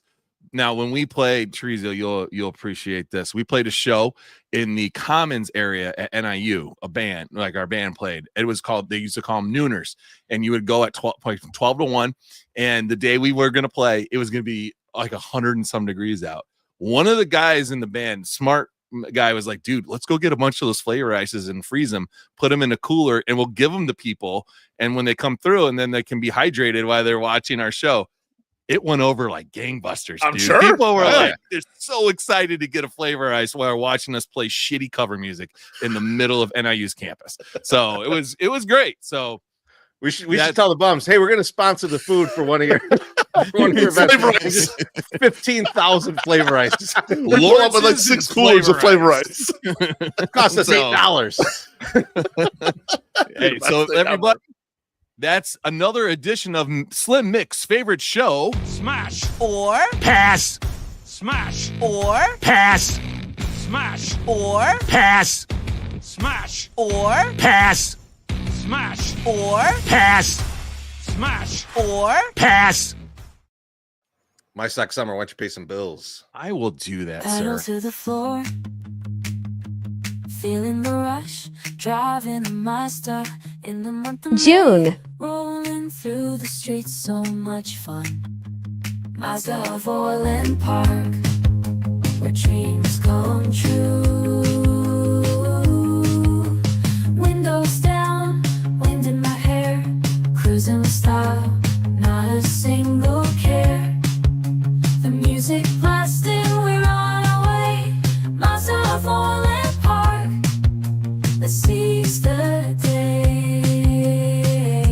Zooming through May with Mazda we play, feeling the power, we're here to stay. Mazda of Orland Park, the place to be. Come and join the fun, come and set yourself free.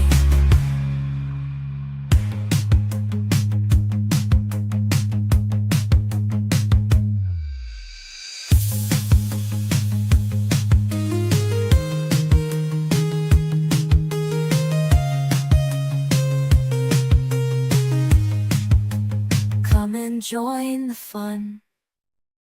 It's so important to get that last No. little do. You might think when you listen to that that's AI, but me and MySoxSummer laid down all the guitar tracks. We did all that. Just all of it. We should play the video of you guys playing that live. I mean, that would be Oh great. my I gosh. think the audience would love it, honestly. The amount of Our flavor ice we went through in that, it was. The flavor ice idea is a good idea. I That's like a good the idea. I like the flavor ice idea. Guys, it's time for a little Hell White yeah. Sox talk. Let's go. We talked about this a little bit at our event on Tuesday, and thank you to everybody who came out. Yeah. Fucking Oh, awesome. yeah. I'm gonna get back to you in the regular thank yous, but man, what a great fucking time we had on Tuesday. It was One of the packed. things- We had a packed bar. For I couldn't believe it. I couldn't believe it. Because it's a Tuesday. I know it's your Yeah. birthday, Beef. But man, I was really, really happy. And we'll talk about it in the thank yous. I don't want to get into it right now. Yeah. Right now, I want to get into Andrew Vaughn got traded. That short motherfucker's out of here. Shakalaka. But I want to get some more thoughts from you guys because I feel like we haven't got a chance to really unpack this. We talked about it probably a good 3-4 minutes at the show. You know, we're doing a condensed show there, so I wanted to give you time to expand. Beef, I'm sure you've had a lot more thoughts on it since and really start to think it through. So I'll kick it to you first. Let me know just kind of your overall thoughts on the Andrew Vaughn trade. Yeah, I mean, when it initially happened, I put a little video out there. I put it on Twitter, and I just kind of was saying that I was surprised that Getz was able to, one, have the ingenuity to be able to flip Andrew Vaughn for absolutely anything at the point in time, which he did, where he had been struggling. He had a 44 WRC plus in the majors.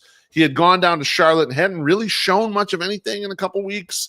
And the fact that the White Sox had a need, the Aaron Savale situation escalated because the Brewers wanted to promote some younger pitchers. They wanted to move him out of the rotation. He wanted to trade. The White Sox need innings. They're dying for innings out there, and there just isn't a lot of waiver bait stuff. They got Adrian Hauser in here, but then it's tough at this point to like find it. The AAA group, you know, they got injured or went ineffective and weren't usable. And so like I thought, well, it's very keen of them to act quickly. It showed a lot of progress with the speed with which they acted and to get a deal done. But in hindsight, the more you think about it, the more you realize that the right move, Getz should have made was never tendering a contract to Andrew Vaughn back in November. And it's something we all called for. Like, as a group, when we were looking at it, we were like, what's going to be $5 or $6 million bucks? And he really hasn't done much of anything. And like, what's the bet here? Why are we putting a bet on this for him to do well? And that could have gone in any different direction, but we all thought it was kind of not a great bet. And we thought, well, this is the time to cut bait. And so as the more I've thought about it, the more I've been, I don't want to say angered, but just maybe disappointed. And it's like another example of we were MSS and I were on the stretch with White Sox Dave and Barstool Chief, and we were rating Getz's performance so far. And I think I said C or C- or something on his GM work. And the reason why is because there's a lot of things that I like, positive things that are coming through. But there are things like these where you look at them and you're like, that was dumb. You did bad work here. And I just think about that $6 million, Chorizy. And I think here are a handful of things the White Sox could have spent that $6 million on instead of Andrew Vaughn. One, a right-handed reliever that doesn't make me get the bubble guts like Jordan Leisure normally does. Jordan Leisure actually was great today. He looked terrific, throwing 98 at the top of the zone. He was great. That duct tape banana art definitely would hold its value, $6 million value better than Andrew Vaughn. I would buy that. Lee Majors. I'd buy Lee Majors before then. And then lastly, I would get the trajectory machine for every fucking White Sox player so that these boys don't hit like shit when they leave Chicago. So I just think to myself, like, you righted the wrong, you screwed up, and you fixed it. But I can't give much bouquets on the deal, even though I'm happy that Andrew Vaughn is moving on. Yeah, I get where you're coming from on that. I think the idea that he was even tendered a contract, and MySoxSummer, you talked about this a little bit too, because we were like, well, we could have had Gavin Sheets, and you were like, how about neither of them? And so, like MSS, what would kind of think back and what would you have done at that point? And like, what do you think of the trade overall? I think you risk it. You risk it and don't sign either one of those two, right? Like you don't re-sign Sheets, or do you sign Vaughn? Like I don't think Sheets is that much better because you don't have somebody that can go out. He's being used well in San Diego, and you guys said it, and I think people know that he's not being used every day. He's not their everyday guy out there. Like he's only used when he can hit the pitching. So strong side platoon, but not every day for sure. Oh, that's correct. Yep. Never against the lefty. No. So like I don't think either one of those guys there, and I think both of them. I don't want to say that they're. I don't want to say curse, but they were in the old regime, and like I don't think that the old regime was good. And I think there was a shit attitude that went through there. There's probably hurt feelings. And I think Andrew Vaughn was definitely had a hurt feeling guy. Like they made him play left for too long or whatever the hell. Yeah. He didn't seem like from the outset player. Didn't seem like he was willing to do what needed to be done. And then when you have minor leaguers that are calling for your job and calling you lazy, that just speaks to it. Now that guy could be lying or whatever. But what I would have done is you can go and you like what they're doing now. You have a rotating first baseman. You had Elko up and down, and like literally, we'll talk more about him later. But like he was worth the risk to try. But you can always sign a guy that can play first base and probably hit better than Andrew Vaughn. Like I don't think these guys are really hard to find, right? Like I just don't think they were. And he was just so frustrating. He was so frustrating. And I said it at Cork. I am so relieved that I don't need to hear now betting Andrew Vaughn. Like, I don't need to hear it anymore because I'm just going to be fucking disappointed with a guy with warning track power, right? Like people went ape shit because his first at bat, he hit a grand slam and the sounds. Yeah, he shouldn't be hitting a goddamn home run when he's playing in the fucking minors. Like he's been doing that in the majors. Like this is not an accomplishment. I had to stop myself from making that tweet too because people were like, oh, of course he's going to hit grand slams. It's like he should be. Like he's a fucking talent. Like he has some talent. We just are not able to unearth it, right? So. I'm happy that I just don't need to hear about him anymore because I wanted him gone. I've wanted him gone for 2 years. And now that he's finally gone, I'm just ecstatic. It's happy. Now we're not in a better position. The trade's fine. You got like a guy, you got something, right? Like something a little more usable for this roster, right. But yeah, it's just a something. Something better than nothing. But now what I did like, and we talked about this at Cork too, I did like that Will Venable went out there and protected the new pitcher right out the gate. When they started making bad calls right on him, he went and got his fucking ass ejected. Right? He's like going out. We'll get to Will. I'm gonna fight. I'm gonna fight for you. So yeah. Oh, I'm sorry. We're talking about that later too. I forgot all about this. I was looking at it right now. I'm like, you idiot. Like, oh shit. Whoops. Sorry. I'm gonna get back in the DeLorean and I'll join you guys. Chorizy, what did you think about everything? I do like MSS, what you were talking about though, right? Like because and what Beef's talking about too is you tender the $6 million to Vaughn, and you let these couple months go by, and now we're seeing like, okay, now they're going to try out a bunch of guys at first base. Yeah, right. Ryan Notice here now. Think about all the time you wasted. Yes, like not only just like the $6 million, but you could have had a couple other guys, and maybe they all don't pan out. Like, but you would have the opportunity cost other guys. Yeah, yes, you would have run through a few other guys and figured something out. 3 guys at $2 million each. I mean, way less than that, probably, right? Like 2 guys at $3 million each. I mean, you could have been living. It's just all guys. You might just be getting guys off the street, right? That are out there, and so that's one of the things that I don't like. I will put one positive thing to this, and one thing that I do like about what happened, and it has nothing to do with the players themselves. The Brewers went out, brought up a guy to one of their top prospects. It's pushing Aaron Savali out of the rotation. He doesn't want to be anything but a starter. He says, F this, give me a trade. I'm glad that the Sox took advantage of that. Yeah. I'm glad that they got on the phone, because this is a thing that upsets me with the previous regime so much, where it was like, this guy's just out there and you're not doing anything. Yeah. Like you have nothing. You could use everything. Go get Be involved. Be involved in this. Why don't we take a chance? This was a good example of like, okay, they got on the phone and they said, you know what? We've got a guy who we want to get rid of. He's a former number 3 draft pick overall. You could sell that to your fans and you get this guy out of your hair. We'll take him. We got plenty of innings for this guy. Plenty of innings for this guy. So I like that they did that. I like that they sold that. Yeah. Overall, though, this is sad. This is like a sad ending, right? Like Vaughn never got it. It never sunk in for Vaughn. He never became the player that we wanted him to be. He never grew to 6 feet. It never happened for him. Never put on the 15 pounds of muscle I was hoping. And the guy that we're trading for, he is what he is. He's like the most average ass pitcher you could find. Right. Like if you look at when Aaron Savali's career ends, he might be like a perfect 100 ERA plus or ERA minus, right? Like just goddamn average, super average guy, which is fine, useful.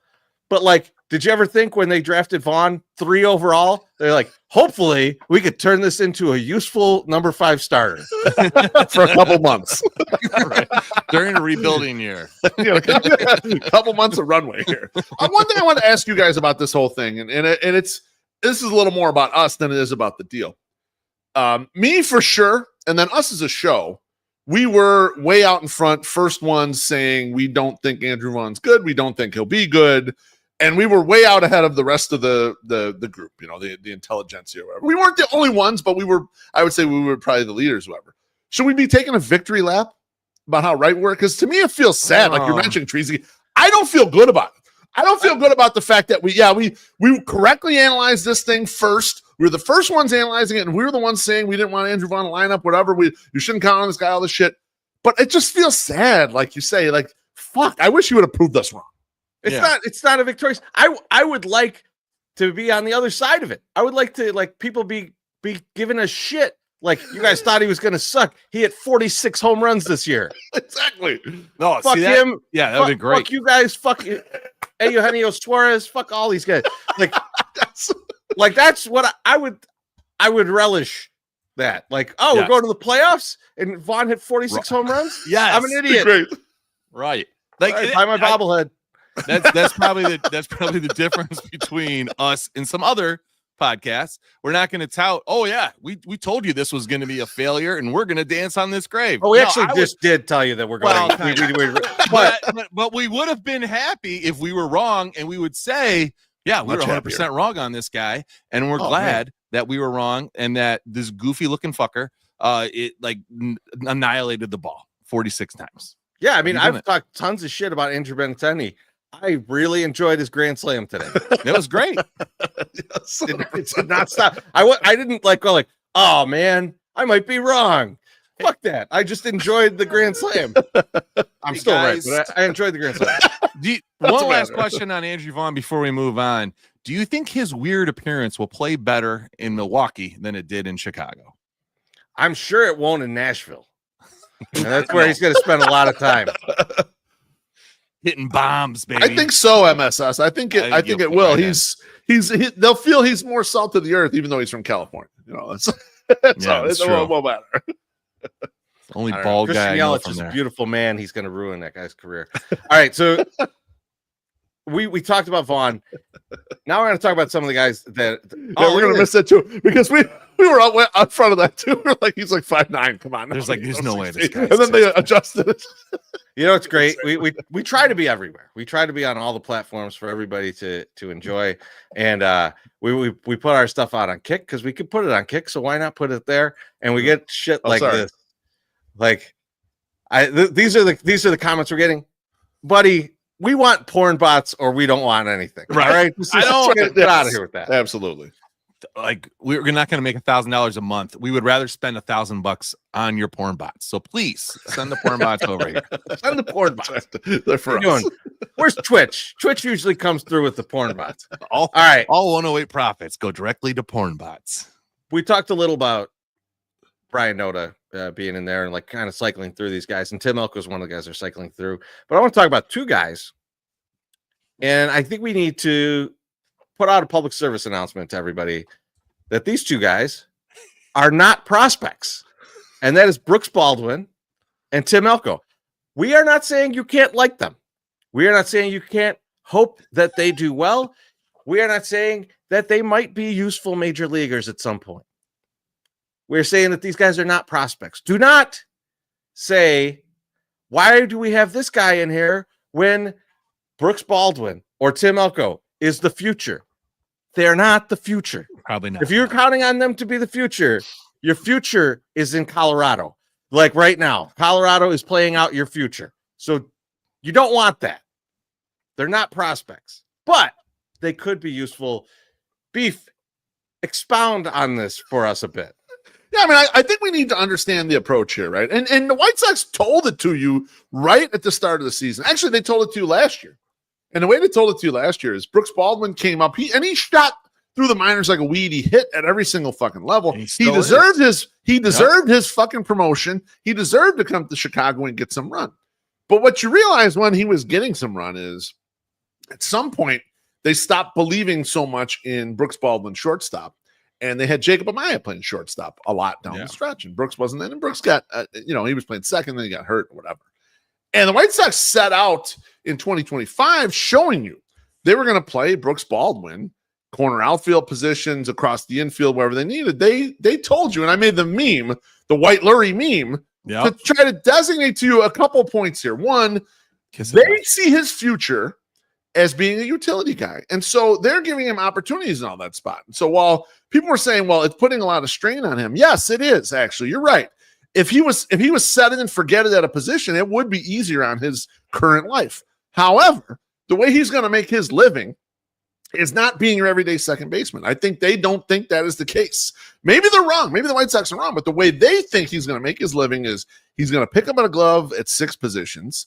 He's a switch hitter, so he kind of fits in, in a lot of spots. He runs like the wind, so he's going to be good as a pinch runner. Good.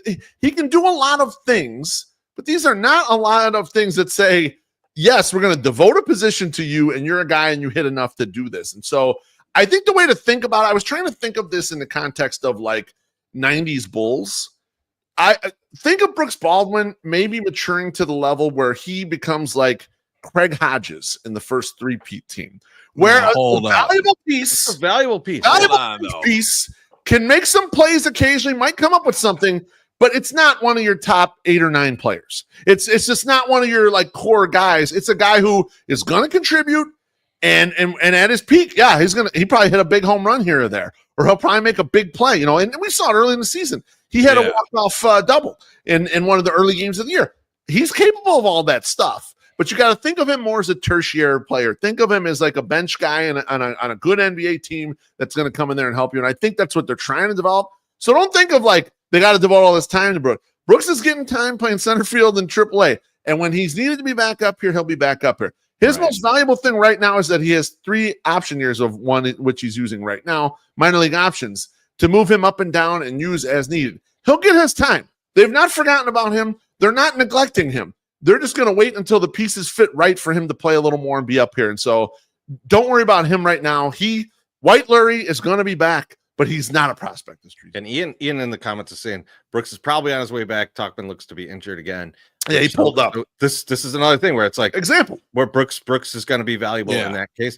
And Trey What did I says say Philly today guys are about useful, Talkman? just not for $7 million like Lurie Garcia. And you actually got to be able to play those extra spots. And so this is a good point because I want to bring this up. And I think that the end of Lurie's career has really blurred the most valuable points of his career. Agreed. And Lurie was a guy who could play every position that they put him at, including shortstop, including center field, without much of a loss, right? Like defensive runs saved career-wise, Lurie at like shortstop is barely below 0. He's at shortstop and like in center field. At the other positions, he's either like a 0 or 1. Like he's a goddamn good player at every position. He's not above average, but he's not below average. So you could put him in all his positions. Brooks Baldwin is atrocious in the outfield. He's not good. He's learning. He's still learning it. Yeah. And so that's, but yeah, Beef, that's the thing. Yeah. I don't necessarily want him to learn it here. Right. I want him to learn that in the minors. Yeah. And like, so when he does come up, it's not like, oh, this guy can't play this position. Man, don't hit it to his left. He's learned how to play this position. And now he's in the major leagues and he could play all these positions. And that's why I think whenever they send him down, I'm not like sad that like he's not able to be here. It's like, let him get some run. Let him play some center field. Like he's not going to get any center field reps with the current Chicago. team. No. Current team. No. Luis has the day off. You got Michael A. Taylor. Yeah, I would say you should never be playing him over those 2 guys in center field. Yeah, that's just and so like you got to Taylor get him a can lot hit, of run down in the minors, learn these positions, and then bring him up to be that super utility guy. And a super utility guy is valuable. It's valuable. Yeah. I don't build a team around a super utility guy, and I build a team around prospects, right? If you're a real prospect, I'll build around you. All right. MSS, any thoughts on Brooks? No, the only thing is that I would have compared him more to a Cliff Livingston than a Craig Hodges, and I don't know if that means that I'm overvaluing Craig Hodges' contributions to the 90s Bulls the first 3 runs before he got blackballed because he didn't want to fuck with the president. I'm not sure. So I think it's a fair assessment because I had said that Lurie was like Cliff Livingston before. So I agree with that, but trying to make the point of like, yes, these guys are useful. Yes. And they can be, but that's not like that's not the make or break of you having a very good team. They're going to be a part that's going to contribute to this. And I was thinking the same way about Elko, Chorizy, and I know we're going to shift over to. Well, I was just going to ask if Tim Elko could be an Ed Neely for this team. I said Bill Wennington, but yeah, kind of like that. Call. One of those bigs that can take some fouls. They'll hit some big shots occasionally or whatever. And like, and Elko's situation is more precarious though because I don't know that he's necessarily like a lefty masher. And so, like, I think the White Sox are gonna defer to bringing in left-handed hitters to play that first base kind of DH, like they have Ryan Noda here. And the only reason is because 1, you got the platoon advantage, and so they're going to want to work that and balance their lineups. But 2, the Sox Park is great for lefty power. So if you got a lefty power guy to play first base there, that's a huge. So those are hurdles to Elko in his ability to kind of make this roster. But think of him just like how Ryan Noda is. He's a little younger than Noda, but he's going to be a guy who gets shots here and there and they're going to be pushing guys through here to get shot. Just because he came up through our system, don't think of him a lot different than the other ones. It does help that he has some options, and so you can port him down and up, but it's a similar concept there with him. And like Tracy said, you can like these guys, but this is where they are. This is like their lot in life. You are not building around these guys, but if they contribute, great. And Elko's solid in the field too, so that's at least a plus for him. Like, he can play first base. It's just he needs to get that bat right. He gets that bat right, then all things are right. But like, it seemed like it was just this last round. The bar is super low for us though at first base, because if we've said it with Andrew Vaughn was not a good first baseman, right? And so, I mean, I could have used a minute ball at first base today to catch the ball that Cam Boozer threw over. But that shit was insane. The best part, like I do have to talk about that for a second, because that play is unfolding. Cam gets the ball, and Josh Nelson sitting right behind me. He's like, "Don't throw it away." And then it happens, and I was like, "How you say that?" What did I just say?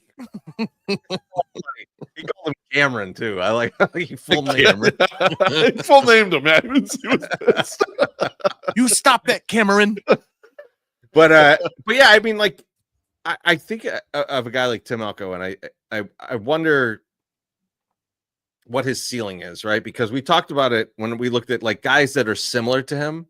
Yeah. And like, I don't think he ever gets to a Jack Cust, right? He doesn't walk enough to become a Jack Cust. Right. Franmil Reyes is maybe more his ceiling. But when that's your ceiling, there's a lot of bad outcomes that can be there too. So like, you definitely have to worry about what Elko could be. Elko is probably going to be a guy who sticks around with this org as long as possible. But as soon as there's a 40-man crunch and he's the odd man out, or he's like he's getting to an age where he's like, maybe coaching back in college is a better option for me.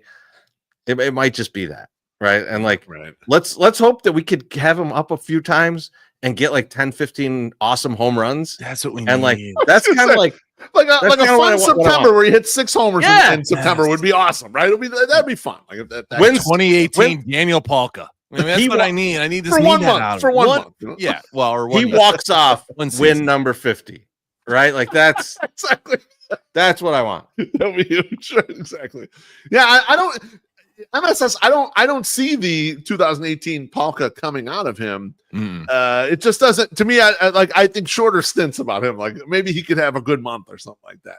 I kind of think that's where we're at with him. Well, if you're also like, I guess you're getting something from him that you didn't get from Palka, which is like reliability in the field, right? Like Palka didn't have that, and that year in 2018, he wasn't forced to try to play anything. Like he was just like, "Hey, dude, when you get out there, just hit a fucking home run." He's like, "That's true," and I should not say this given how bad Lenin Sosa has been at first base. But like, usually you don't need that much reliability at first. Usually, any fucking knucklehead can play first base. Take it easy. You know, recent things with Lenin Sosa over there, I hesitate to say. It was rough. It was rough with DP too. So. Bruin Luke says, I would happily take Franmil on this team. That's fun. Yes, if he could max out a Franmil, that would be a great result. Absolutely, totally agree. But that's the ceiling. That's the ceiling, right? That's the best possible outcome, right? Like so, that's a little rough. Speaking of best possible outcomes, and the exact opposite of that, Luis Robert Jr. continues to struggle. Yeah. It's the metrics seem like he should be okay. But he's not. He's clearly not. So are you guys okay with Luis staying in Chicago? Like you don't trade him. You end up with him still on the team at the end of the year. MySoxSummer, what are your thoughts? So this is hard because you want to say, no, I'm not okay with him staying, and they should trade for whatever they can get for him. But like so much hype that went into Luis Robert, and then trade him for a bag of balls. Like, is this not going to be good? It's going to look bad. So maybe I'm okay with the embarrassment of not retaining him after the fact, not signing him after the fact, and just losing out on the trade value that's not there, just to see if maybe he can maybe get it together. I don't know. It's just so rough because you're just not gonna at this point. It's just going to be an embarrassing trade to me. Like, I just don't think you're going to get what you thought you would ever get for Luis Robert. You would think you would get something more. And it's just sad because we talked about this, but like Luis Robert does not portray what Andrew Vaughn portrayed to me. Like, it looks like he's trying to do stuff. And which makes it worse, right? You feel bad for the guy because you're like, he's trying out there and it's going real bad for him. He's out there, and like everything I've heard too is that he's there early. He's trying that. He's working on things. He's doing this. He's doing that. So he's not releasing music videos. He's not playing golf constantly, So it's like, he had the weird boxing video, but that's okay. I'm gonna let that slide. That was like him training poorly, but he was years ago in the off season too. It was off season. But like, it's hard. And I want to save him. Let's save him the embarrassment, and I'm okay with it if it saves him the embarrassment with keeping him and then just not tendering, like, his option, not picking up his option. So, right, because that's what he's going to do, right? There's going to be an option. Yeah, it's an option. For $20 million. Yeah, and that's not fucking happening. And nobody. The opt out's very low too. Like, let me build the case for it. May I? I would love to. I'd love to hear it. Yeah, I know the emotional damage we've all been through with Luis because we saw 2023. And that was like a down ballot MVP season on a terrible fucking team, no protection. And he hit the shit out of the ball and played great defense, whatever. And then he had the injury in 2024 when he came back. He was not right. He just didn't play well. And I don't think the injury is to blame. I think he was working on stuff. He was trying to become more patient, trying to lay off sliders or whatever. And it fucked him a little bit. And that's where we are in 2025. Now, the reason I came to some of this conclusion is I was watching a Robert Murray stream. And his partner was asking him about it. And you guys know Robert Murray from Fanside. Mm-hmm. And it was and he's a big scoops guy like Passan and some of these other guys. And they were asking him about trading Luis Robert. And he thought his take was that Luis Robert will not get traded at this deadline. And it had me thinking, because I have been the mindset of the White Sox are going to take whatever the fuck they can get by July 31st, and then they're going to move on from Luis. But got me thinking a little bit about Luis Robert and the fact that, yes, we have the emotional strain, but let's think clearly about this. What's the best thing for the future White Sox to do here? The 2026 White Sox don't have a center fielder. There's no one in house that you are and anyone saying handing the keys to Brooks Baldwin, you don't want that. You do not want to look at that after you've been watching Luis play center field for all these years. You're not going to have that. No.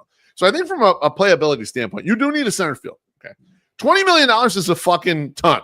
As MSS is saying, that seems ridiculous to the White Sox to pick up. Seems a little much. I looked up at their obligations for 2026, and the current obligations, including like player benefits and stuff, is around $37.5 million.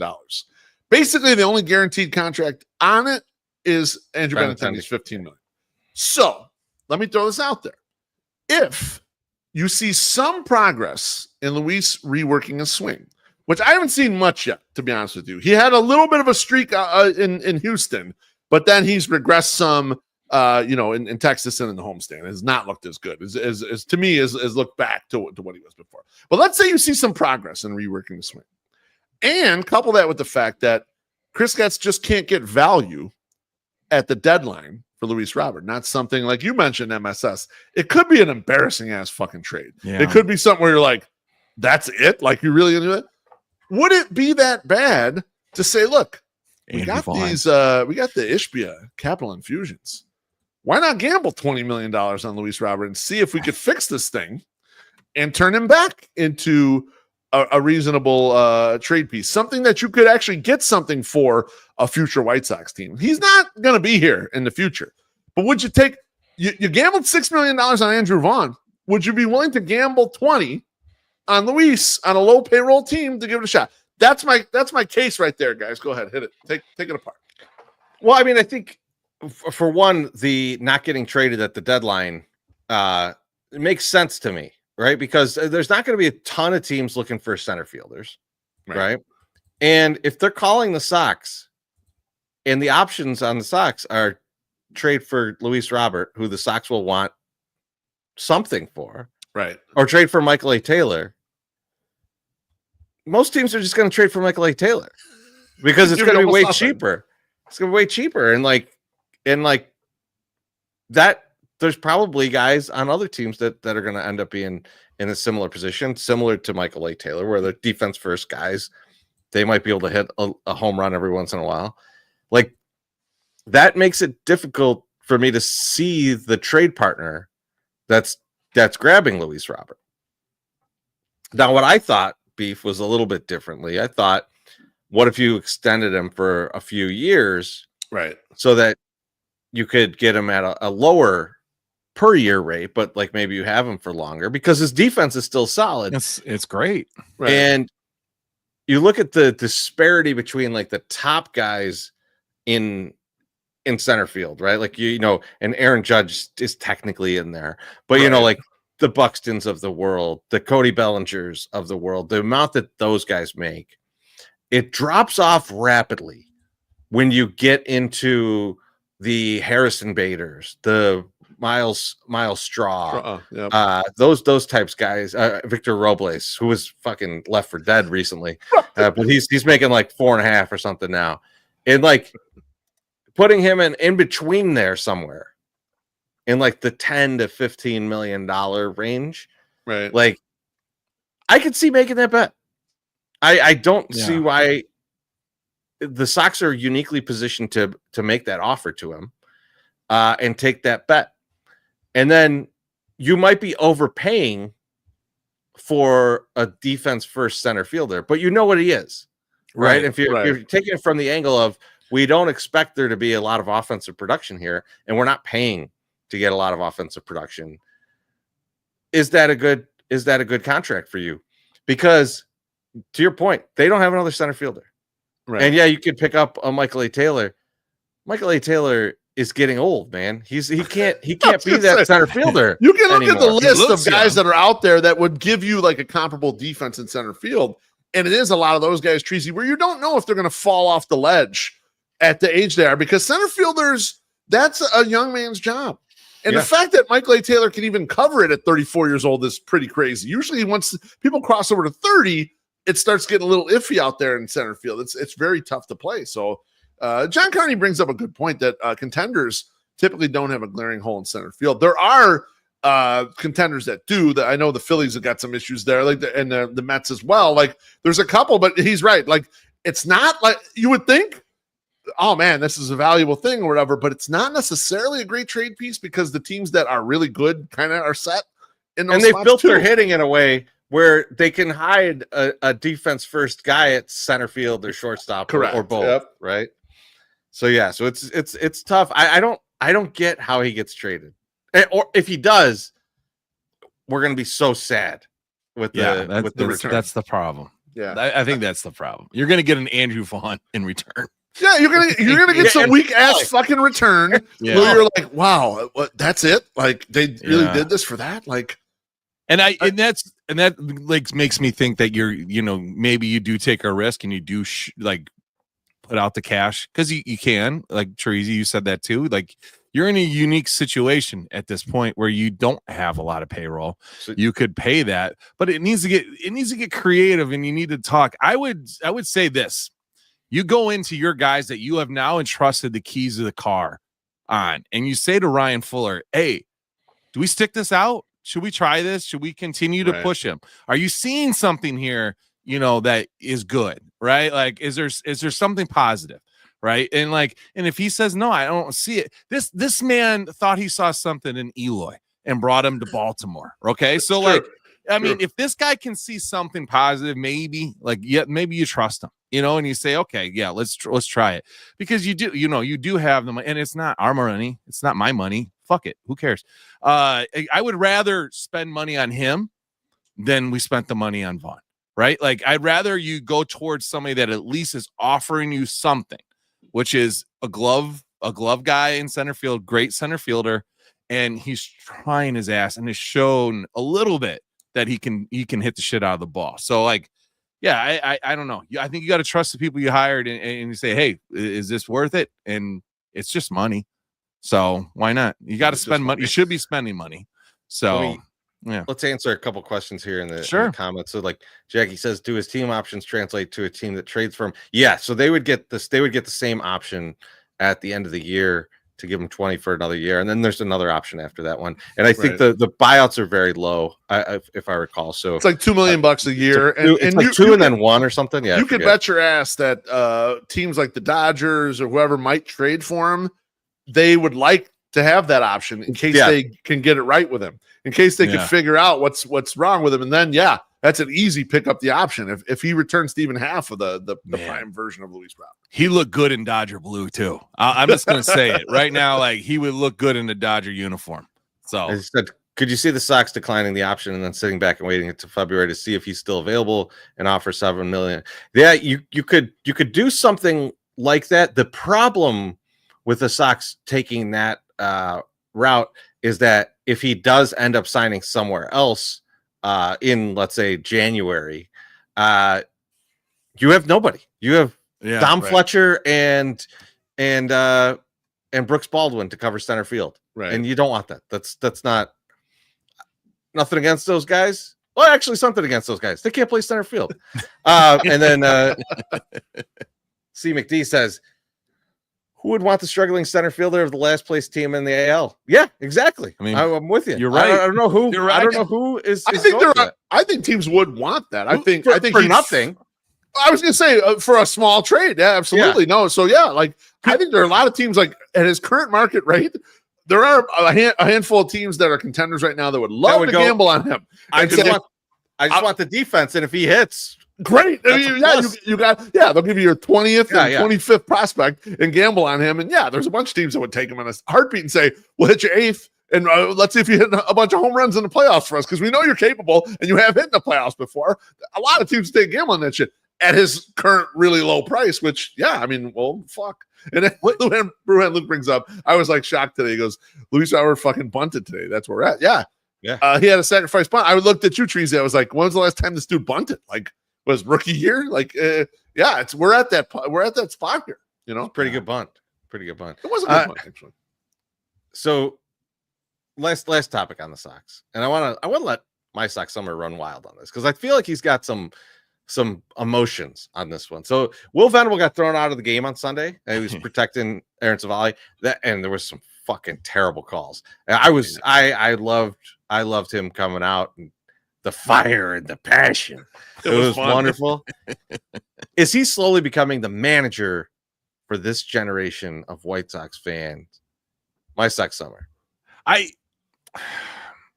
only hesitate to say that he's becoming the manager of this thing because he doesn't have a good team yet, right? Like, and you haven't seen the direction of which he can take a team and direct good players. Right now, he's Bruce Weber at Southern Illinois University, right? Like, he's in his training ground. He's doing the best with what he's got, and he's producing some stuff, or he was for a while until they went to Texas. So it's been, to me, you had Rick Renneria, who was not really thought of much by anybody. Tony La Russa comes in and people disliked him. Pedro Fall comes in and he's like a barely toasted piece of bread, right? Like, he's just nothing. And so now you have this guy who comes in and he's got the acumen. He's got the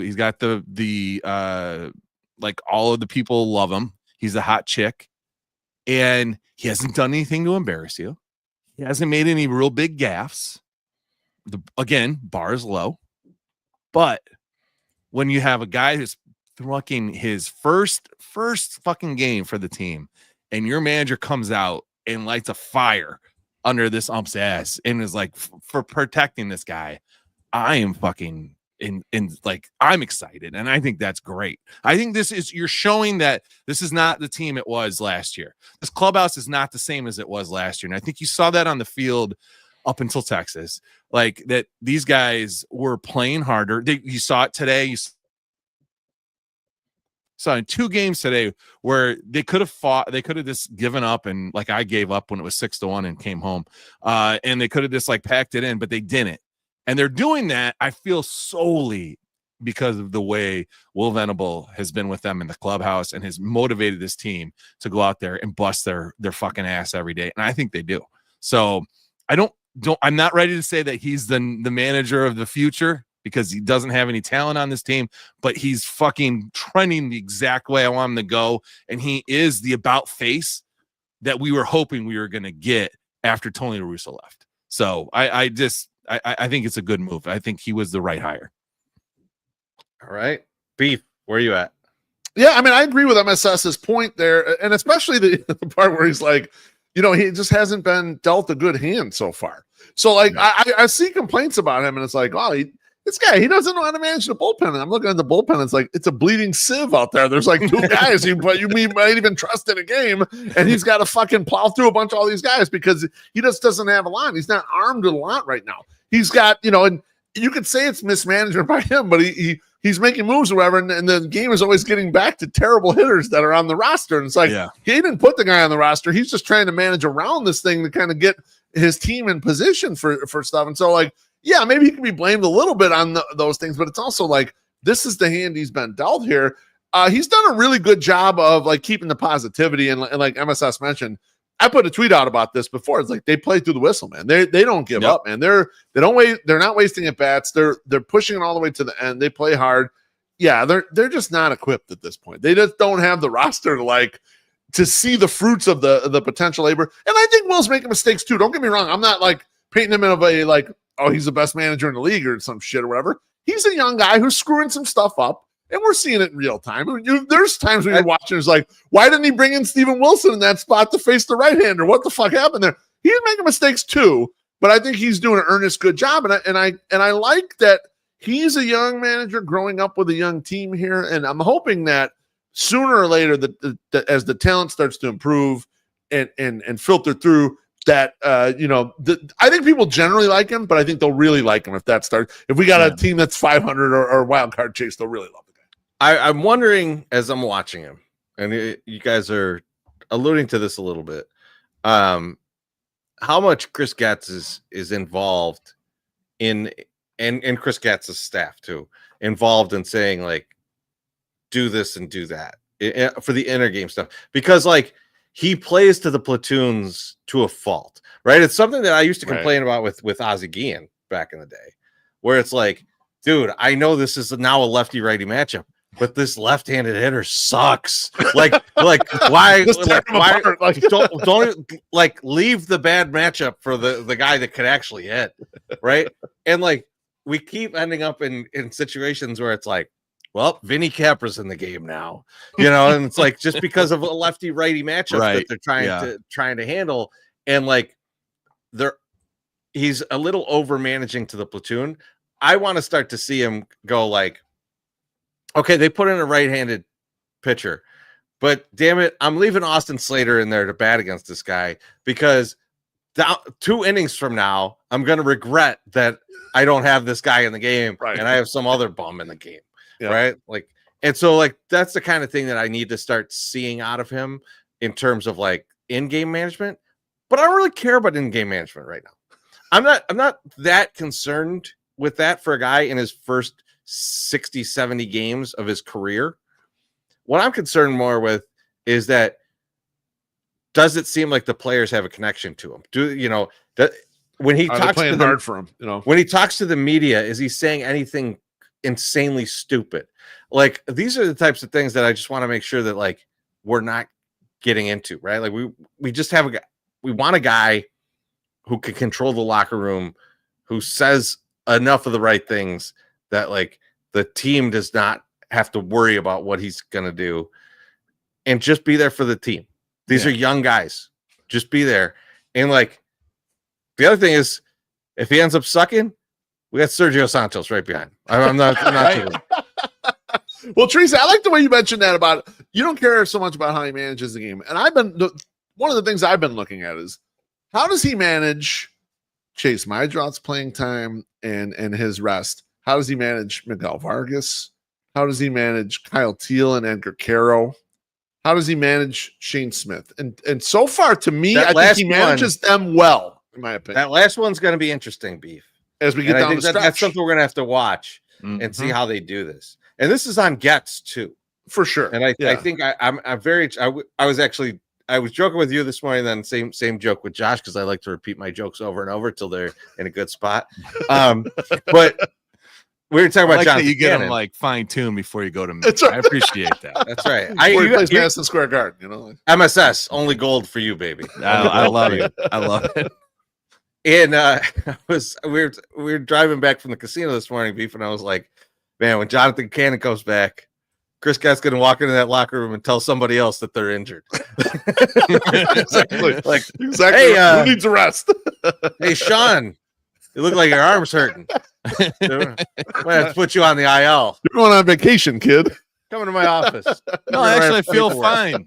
No, you don't. No, you don't. But yeah, that's I do like the way that he's been managing the guys that kind of are going to matter. Yep. It will be. I think the Shane Smith thing is going to be the most interesting thing of the year because Shane is pitching so well. Yep. I was actually talking with Noah in the game today, and we were like, Shane Smith's probably the all-star on this team, right? Which is kind of crazy. Like you might have him go to the all-star game, and then after the all-star game, be like, we're really going to start reducing this guy's innings. Yeah, you know, you're gonna have to. That's like you don't want to burn this guy out. This is a worthless year to do that, and so it's going to be interesting to see how he manages all that because that's not an easy thing to manage. Because Shane Smith, I don't give a shit how good it is for his future. That from what we've seen so far, that's the kind of guy that's like, I don't give a fuck. I want to pitch 7 innings today. Yeah, and it's like exactly. Yeah, but like, you know, your arm, it's valuable. You're gonna make a lot of money later. Right. Let's rest you here. You know, like, but he's still gonna want to do it, right? And so he's gonna have to be able to sell that to a kid who's getting his first chance, a chance he probably never thought was gonna happen because he was buried and ended up being a Rule 5 guy. That's the kind of thing that I think would be very difficult and very, very trying to both the manager and the player, right? To understand this situation. So these are the situations that I'm going to be looking at. It's not going to be so much, did he pinch hit this guy at the right time? Should he have bunted here? You know, it's like, this is a garbage team. Like this, there's a lot of bad past the starting 9. It's, I mean, even in the part of that group. You got Josh Rojas at like 132 or whatever. Oh my God. I wanted him to be something. I wanted him to be something. I wanted him to be tradable. I wanted him to be tradable. Now it's like we might just cut that guy. Oh man. He cut his hair. I think that's what fucked him up. He had good flow, then he cut it all off. And now it's like all his good play just right on the floor of the barbershop. Brutal. Or the van that comes and cuts those guys' hair when they come. Anything else on Will Venable, fellas?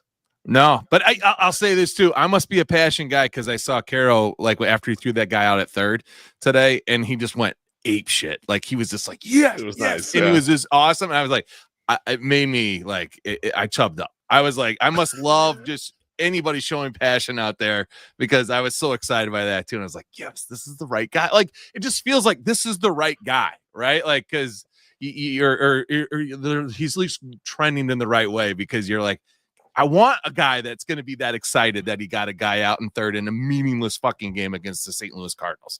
You know, like it's just I don't know. It makes me happy to see somebody else be like that. So, all right, I'm done. I'm done blabbering. Oh, sorry, wrong picture.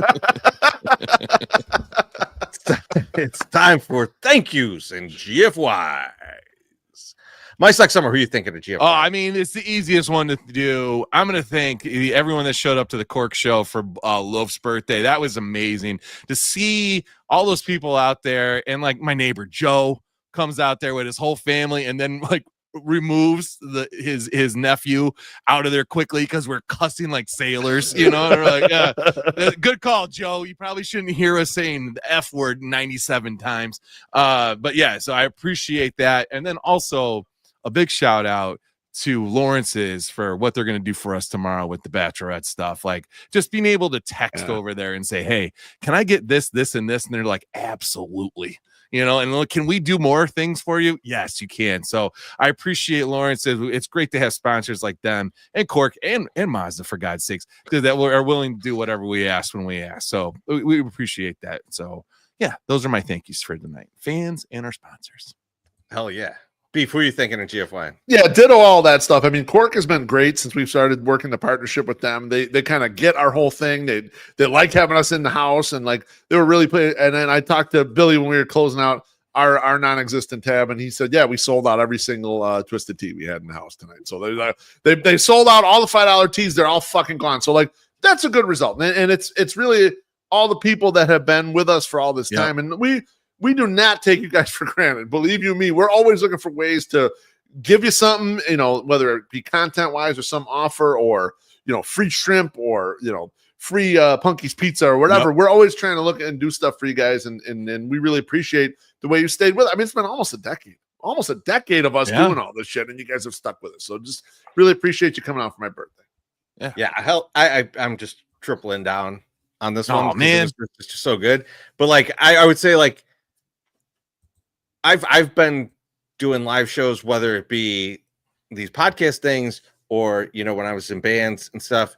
And the weekday nights are the toughest, man. It's the toughest. And like, I'm always still going to be nervous about how many people are going to come out on a Tuesday night. And so like when I walk into a place and there's guys like Barry and Jer sitting at the bar, it just reminds me of like back in the day being in like going to play like the Mutiny on a Wednesday night where it's like there's not going to be more than 7 people in the bar, and you see like 2 of your buds at the bar when you walk in, when you're loading in, and you're like, all right, we're gonna have fun. It's just like, we're gonna have fun. We're gonna have fun. I know it. So like I thank you to all you people that come out to these things, especially on a weeknight. I get that's tough. I miss tons of shit on weeknights. I'm like, I gotta work in the morning. Yeah, I appreciate everybody that came out. And that was a fun ass night. But I will say one thing: we got to fix something for next time. We got to get the $5 fireballs sorted. Oh yeah, that was a problem. I think that's on us. We didn't bring it up, and then when we got the what do you guys need? Yeah, we forgot to say we need that. So we'll get that. We'll get that sorted. I'm blaming the loaf. I got 2 things. We had a guy come down to the section today, and I can't remember his name. He's not even on Twitter, and he goes, "I found you guys because I saw you on the stretch." And I was like, "What?" Nice. He goes, "Yeah, he brought like 6 guys through." And I was like, really? And he's like, "Yeah." He's like, "I ran out of episodes on this Hawks podcast I listened to, so I started listening to the stretch, and I saw you guys, and I was like, wait a second, these guys they're White Sox fans, and they live in Bridgeport. I live in Bridgeport. I'm a White Sox fan. I'm gonna go see those motherfuckers." And you guys were gone. And I was like, Chorizy wasn't on anyway, so don't worry about it. But Loaf would have been here, and I was there too. And he's like, "Dude, that was awesome." He's like, "That was so much fun. We're talking about all this stuff." He goes, "Was it your idea about doing the edible game?" I was like, "Oh, that's White Sox Dave." And he goes, "I did that today." And I was like, "Yes." So he's like, "How many were you supposed to do?" And I'm like, "Dave keeps saying 200 milligrams." I'm like, "I'm going to die if we do 200. So like 20 milligrams on a GoPro. He's like, "Oh man." He's like, I'm on 10. And then last thing, anyone that ordered the 108ing stuff for a Roading and Road Trip with the Sox Machine and Chicago Sports Bums, that's why I had to leave. I had to go pick up our fancy hats. There it is. The guy came and delivered them. These are made in Dixon, Illinois now. Here's the koozie. Ooh. I've had that for a while. Yeah. But boys, holy shit. See the ringer shirt, baby. Fucking 90s all over this bitch. It looks tight. Look at that. Look at that, man. That's now, nice. This is a small. I don't know how many smalls we sold. I think 2, but it was the quickest one to grab. But man, small to 3XL. Look at that. That's a bad looking shirt, man. Love it. We're going to look great rolling in there. They're going to think we're their fans. And then they're going to read it. And they're going to like, what is that? And they're going to like, 108. Oh, and then we're going to go Sox, bitch. And then we'll get beat by Paul Skeens. So no big deal. But I'm these will be going out next week too, so they know that. Yeah. So if you order this, I did not expect this to come as early as it came. It came early, and they will be shipped out next week. So you'll have them with way enough time to get them in your suitcase to get to Pittsburgh. So awesome. Thanks to everybody. So that's pretty awesome. Fuck yeah. Thanks, everybody. Have a great night. Cheers.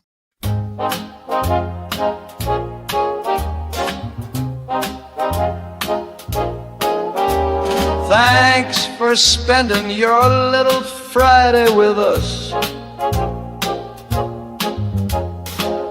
Hope you enjoyed yourself. We gave you your fill of baseball, beer, and bullshit. Now it's time for you to go do horny stuff. We'll see you next week. En Espanol, that's adios, motherfucker.